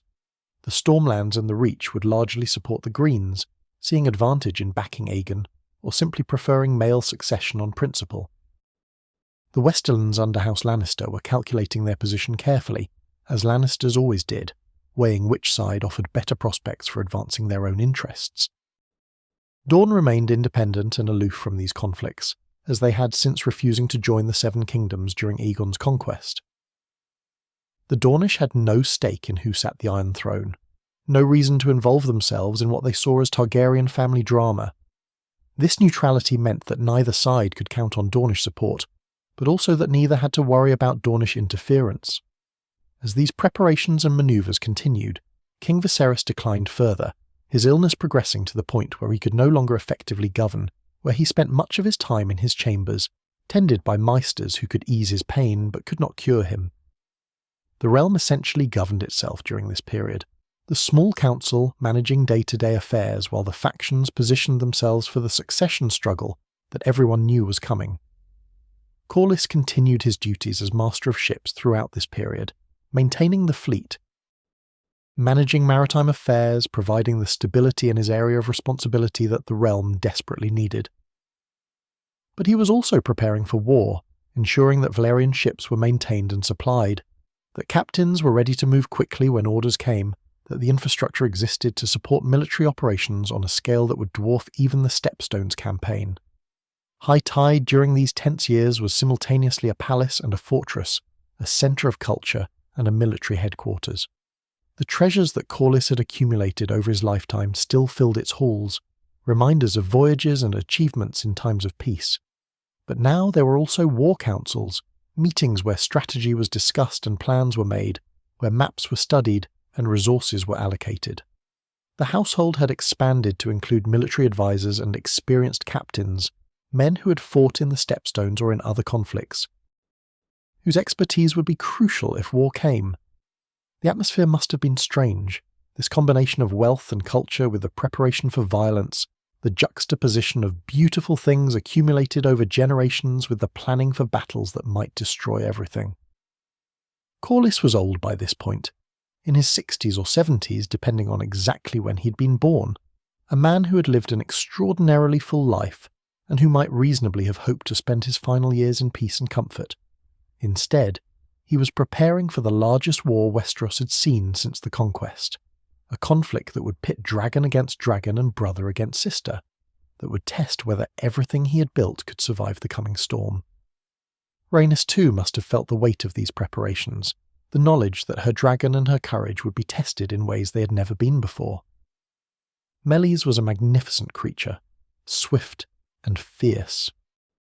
But she would be facing other dragons in combat, and dragons fighting dragons was perhaps the most terrible and unpredictable form of warfare that existed. The Red Queen had never been tested in such battle, and neither had Rhaenys herself for all her strength and capability. The final months before Viserys' death were a time of waiting, of uncertainty, of everyone positioning themselves for the moment that would come when the king finally passed. The Greens were preparing as well, making their own plans and alliances, ensuring that they could move quickly to crown Aegon when the time came. The Blacks knew this, knew that their enemies were not idle, but there was little they could do except prepare as best they could, and hope that Viserys would live long enough for their preparations to be complete. The tension affected everyone differently. Some threw themselves into the preparations, finding purpose and direction in the concrete tasks of getting ready for war. Others waited in fear and uncertainty, knowing that their lives might be upended by events beyond their control. The younger generation, the children and teenagers who would fight and perhaps die in the coming conflict, prepared as best they could, learning warfare and politics, bonding with dragons and practicing with swords, trying to ready themselves for challenges they could not fully imagine. Through all of this, the question hung unspoken but present in everyone's mind. When Viserys died, when the moment finally came, would the succession pass peacefully to Rhaenyra as the king had intended? Or would the Greens move to crown Aegon, forcing the issue into open conflict? Would the realm accept a queen regnant, or would tradition and prejudice against female rule prove stronger than oaths and the king's declared will? Would the preparations for war prove unnecessary, or would they prove inadequate for the scale of conflict that was about to engulf the Seven Kingdoms? Corlys Velaryon, looking out from high tide over the waters that had been his domain for so long, must have understood that everything he had built over a lifetime of effort and achievement was now at stake. The wealth accumulated through 9 voyages and decades of trade, the fleet built and maintained across generations, the political position carefully constructed through marriages and alliances, the family he had raised and the grandchildren in whom he had invested so much hope, all of it could be lost or secured in the conflict that was coming. He had committed to Rhaenyra's cause fully, had made his choice knowing that there could be no going back, that House Velaryon would stand or fall with the Blacks in the war that everyone knew was inevitable. The seahorse banners flew over Driftmark alongside the Black Dragon of Rhaenyra, a visual declaration of where loyalties lay, of which side the greatest naval power in Westeros had chosen. The Velaryon fleet stood ready in harbour, ships prepared to sail at a moment's notice, crews trained and equipped, captains briefed on their roles and objectives. The treasury was open to fund the war effort, gold that had taken generations to accumulate now being counted and allocated for soldiers and supplies. The dragons bonded to Velaryon blood, or allied to their cause, were preparing as well, Meleys and Vermax and Arrax and the others, the flying weapons that would decide whether fire and blood would crown a queen or install a king. Everything was ready as it could be. The pieces were in position, the alliances were forged, the preparations were complete. All that remained was for King Viserys to die, for the moment of succession to arrive, for the question that had hung over the realm for years to finally be answered in blood and dragonfire. House Velaryon had made its choice, had committed its power and its future to supporting Rhaenyra's claim, and now there was nothing to do but wait for the storm to break and hope that when it was over, something of what they had built would remain. If you're finding these contemplative explorations of Westerosi history and politics a peaceful way to end your day, a like and subscribe really helps others discover these gentle journeys through the past. And to those already subscribed, Thank you for being part of this community of those who find comfort in slowly unfolding stories of power and patience, of roses growing strong through centuries of careful cultivation. We have travelled together through centuries of Velaryon history, from their origins in distant Valyria through their settlement in Westeros, through the conquest that united the Seven Kingdoms and the generations that followed, through the extraordinary life of Corlys the Sea Snake and the complicated lives of his children and grandchildren. We have watched this house build something remarkable, accumulating wealth and power across generations, proving that you did not need dragons to matter in a world where dragons existed, demonstrating that mastery of the sea could be as consequential as mastery of the sky. And now we stand with them on the edge of war in those final moments before King Viserys' death would plunge the realm into conflict, before the dance of the dragons would begin and test whether everything the Velaryons had built could survive the fire and blood that was coming. But the dance itself is not our story tonight. That is a tale of such tragedy and destruction, of such loss and horror, that it deserves its own telling, its own slow contemplation. What we have explored together is the story before that war, the foundation upon which those terrible events would unfold, the accumulation of choices and chances and ambitions that led to that moment of crisis. What had House Velaryon built in the centuries between the doom of Valyria and the eve of the dance? They had built, first and foremost, a commercial empire that spanned the known world. From Ib in the frozen north to Yi Ti in the distant east, from the Summer Isles in the south to the Free Cities and beyond. Velaryon ships sailed and Valyrian merchants traded. They had established relationships and routes, had accumulated knowledge about distant lands and peoples, had created a network of contacts and connections that generated wealth on a scale that few houses could match. This wealth was not merely hoarded, but was invested and displayed. High Tide stood as a monument to Velaryon achievement, a palace that rivaled the Red Keep itself, filled with treasures from across the world, home to a household that combined sophistication with martial capability. The shipyards of Driftmark produced vessels that were considered the finest in Westeros, ships that combined Valyrian design principles with practical innovations developed over generations of experience. The Velaryon fleet was not just large but professional, disciplined, capable of operations ranging from commerce protection to major military campaigns. Beyond these material achievements, the Velaryons had built something less tangible but equally important. They had built a reputation for competence and reliability, for expertise in maritime affairs that no other house could match. When kings needed naval advice or naval power, they turned to the Velaryons. When merchants needed ships or safe passage, they sought Velaryon assistance. This reputation was an asset as valuable as any gold in their treasury, a form of soft power that opened doors and created opportunities. They had also built, through careful marriage and alliance, a position close to the Iron Throne itself. Velaryon blood had mixed with Targaryen blood repeatedly across the generations, creating family ties that bound the two houses together. The children and grandchildren of Corlys and Rhaenys carried claims to the throne, were positioned to inherit supreme power if the succession question was resolved in Rhaenyra's favour. This proximity to ultimate power was something the Velaryons had been working towards since the Conquest, and they had achieved it through patience and strategic planning, rather than through dramatic gestures or reckless gambles. But they had also built, perhaps without fully intending to, a position of enormous vulnerability. By committing so completely to Rhaenyra's cause, by making their fortunes dependent on her success, they had created a situation where they could not afford to lose. If the Greens prevailed, if Aegon took the throne, House Velaryon would face disaster. Their wealth might be seized or taxed into insignificance. Their fleet might be broken up or placed under hostile command. Their political position would evaporate. Their grandchildren might be disinherited or worse. Everything that had been built over generations could be destroyed in a war that was not primarily about Velaryon interests, but in which they had become deeply entangled. This was the paradox of their position. They were immensely powerful and profoundly vulnerable at the same time, wealthy beyond measure but dependent on political outcomes they could influence but not control. Masters of their domain at sea but subject to the decisions and actions of others on land and in the air where dragons ruled.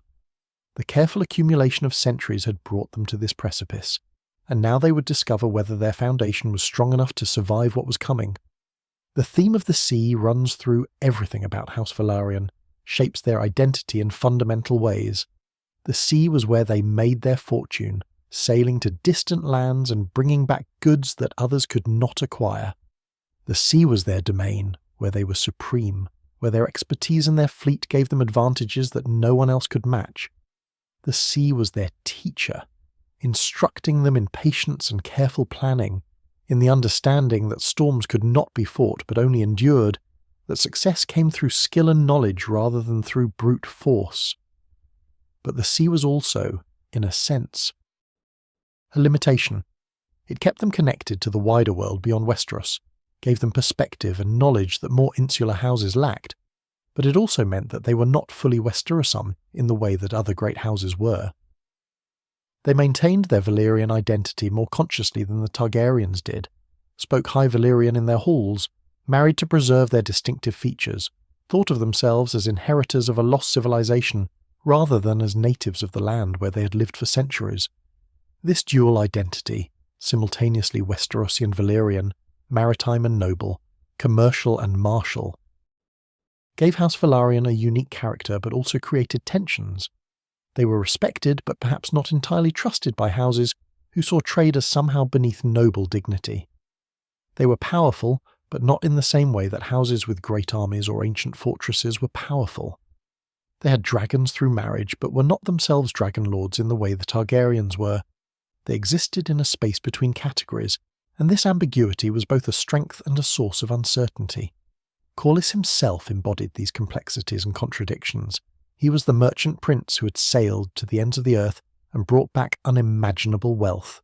He was the warrior who had fought for years in the Stepstones, who had commanded in battle and made the hard decisions that war required. He was the politician who had manoeuvred for decades in the courts of Westeros, who had built alliances and positioned his family for power.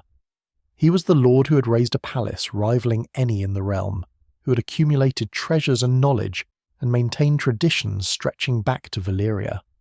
But he was also, in the end, a man who had lost both his children, who had seen his daughter die in childbirth or by dragonfire, and his son disappear or die under mysterious circumstances, who had invested everything in grandchildren whose legitimacy was questioned and whose future depended on a war that might destroy them all.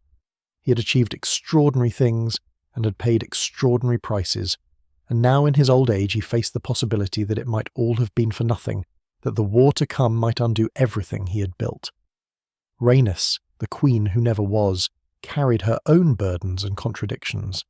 She had been denied the throne that should have been hers, had watched lesser men rule while she was relegated to the sidelines because of her gender. She had built a life and a partnership with Corlys that had been productive and in its way satisfying, had raised remarkable children and seen them bond with dragons and marry into power. But she had also buried her daughter and mourned whatever had happened to her son, and now she prepared to risk her own life on Dragonback in a war that would determine whether another woman's claim would be honoured or whether history would repeat itself and another daughter would be passed over in favour of sons.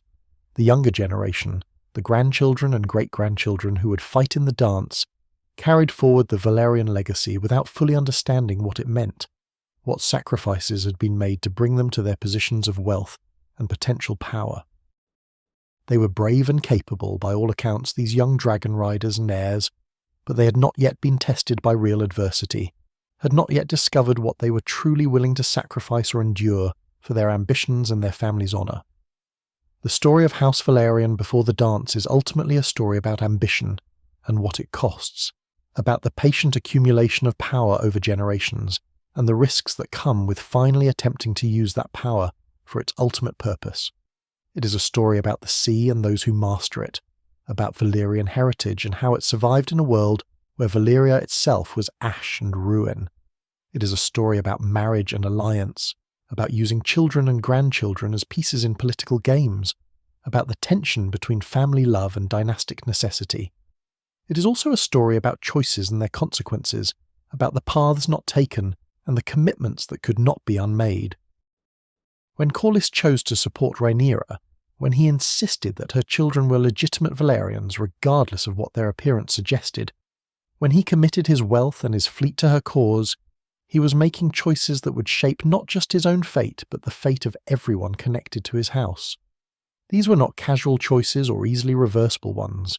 They were fundamental commitments that would determine whether the Velaryon legacy endured or whether it would be consumed in the fire to come. What can we learn from this long history, this contemplation of a house that rose to such heights through skill and ambition and careful planning? Perhaps we might consider that power built slowly, through competence and patient accumulation, can be more enduring than power seized through dramatic gestures or overwhelming force. The Velaryons did not conquer their wealth or their position. They built it, voyage by voyage, trade by trade, generation by generation, through being better at what they did than anyone else could be. But we might also consider that no amount of wealth or power or careful planning can guarantee security or success, that the world is complex and unpredictable, that events beyond our control can destroy in moments what took lifetimes to build. The Velaryons did everything right by their own calculations, made rational choices based on the information they had and the interests they served, and yet they found themselves on the edge of catastrophe, their entire legacy at risk in a succession war that was not primarily about them, but in which they had become inextricably involved. There is something admirable in the Velaryon story, in their refusal to accept limitations, in their determination to matter despite not having dragons, in their willingness to sail beyond the known world and to commit everything to their ambitions. But there is also something cautionary, a reminder that ambition has costs, that playing the great game of power puts everything at risk, that the higher you rise, the farther you have to fall. As we near the end of our journey through this history, it is worth remembering that the Velaryon story did not end with the Dance of the Dragons. Terrible as that war would be, the house would survive, diminished but enduring, its bloodline continuing, its ships still sailing, its place in the history of Westeros secure. The dance would take its toll, would cost lives and treasure and position, but it would not erase what the Velaryons had been, or what they had achieved. Their legacy would persist, woven into the history of the realm, remembered in the tales of the sea snake and his 9 voyages, present in the bloodlines of houses that would come after. And perhaps that is the real measure of success for a great house, not whether they can avoid all disaster or preserve their position unchanged across generations, but whether they can endure, whether their contributions and achievements become part of the larger story, whether something of what they built survives to shape the world that comes after them. The Velaryons endured. They survived the doom of Valyria and built a new life in Westeros. They survived the transformation of the 7 kingdoms into a unified realm.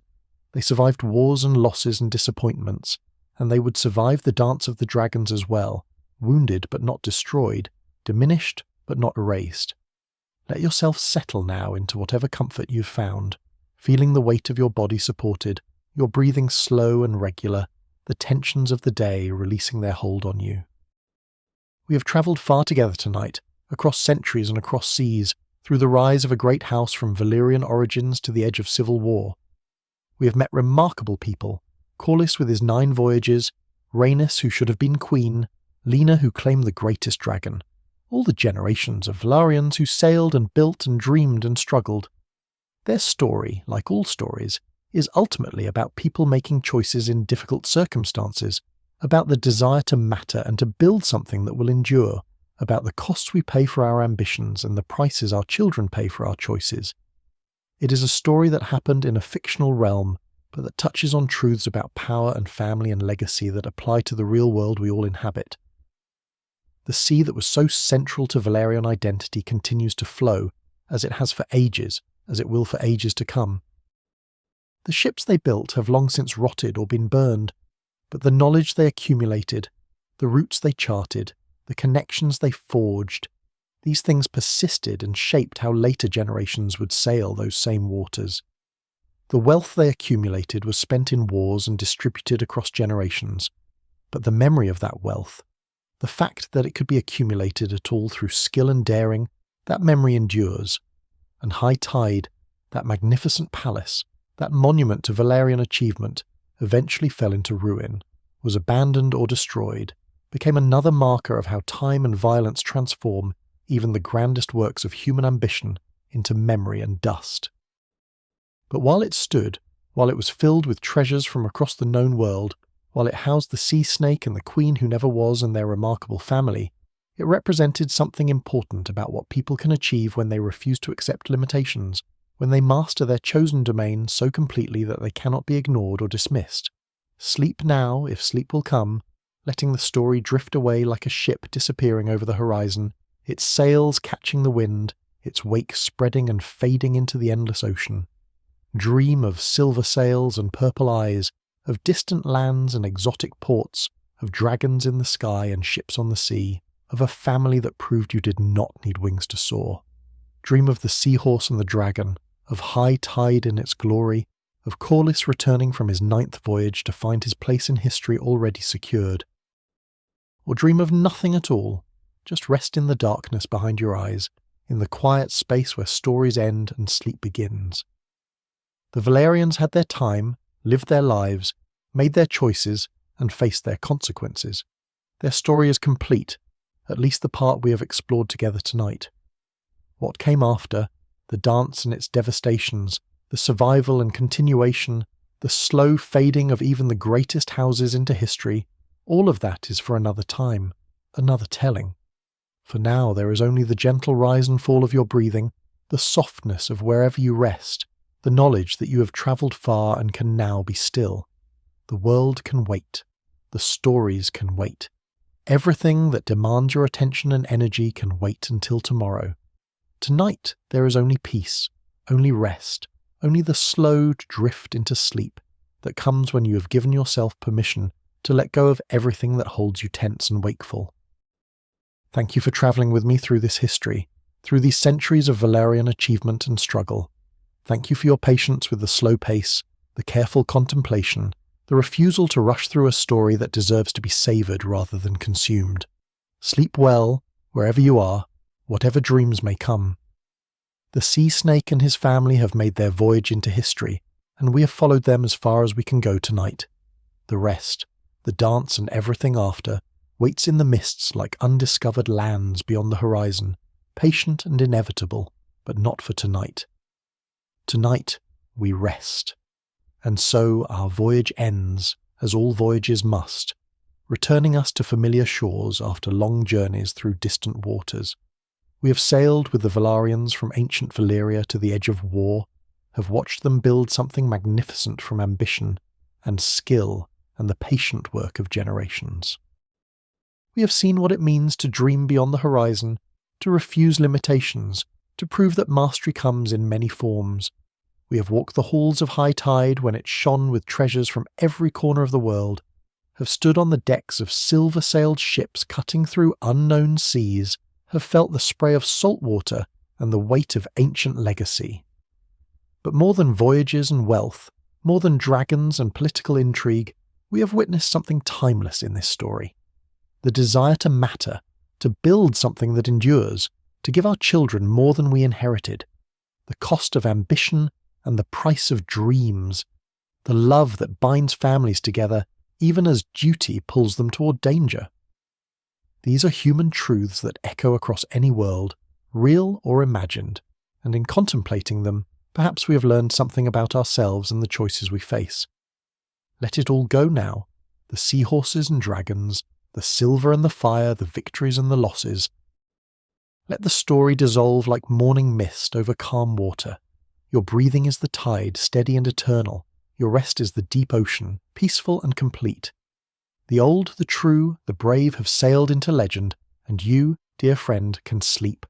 And now your watch has ended. Dream well.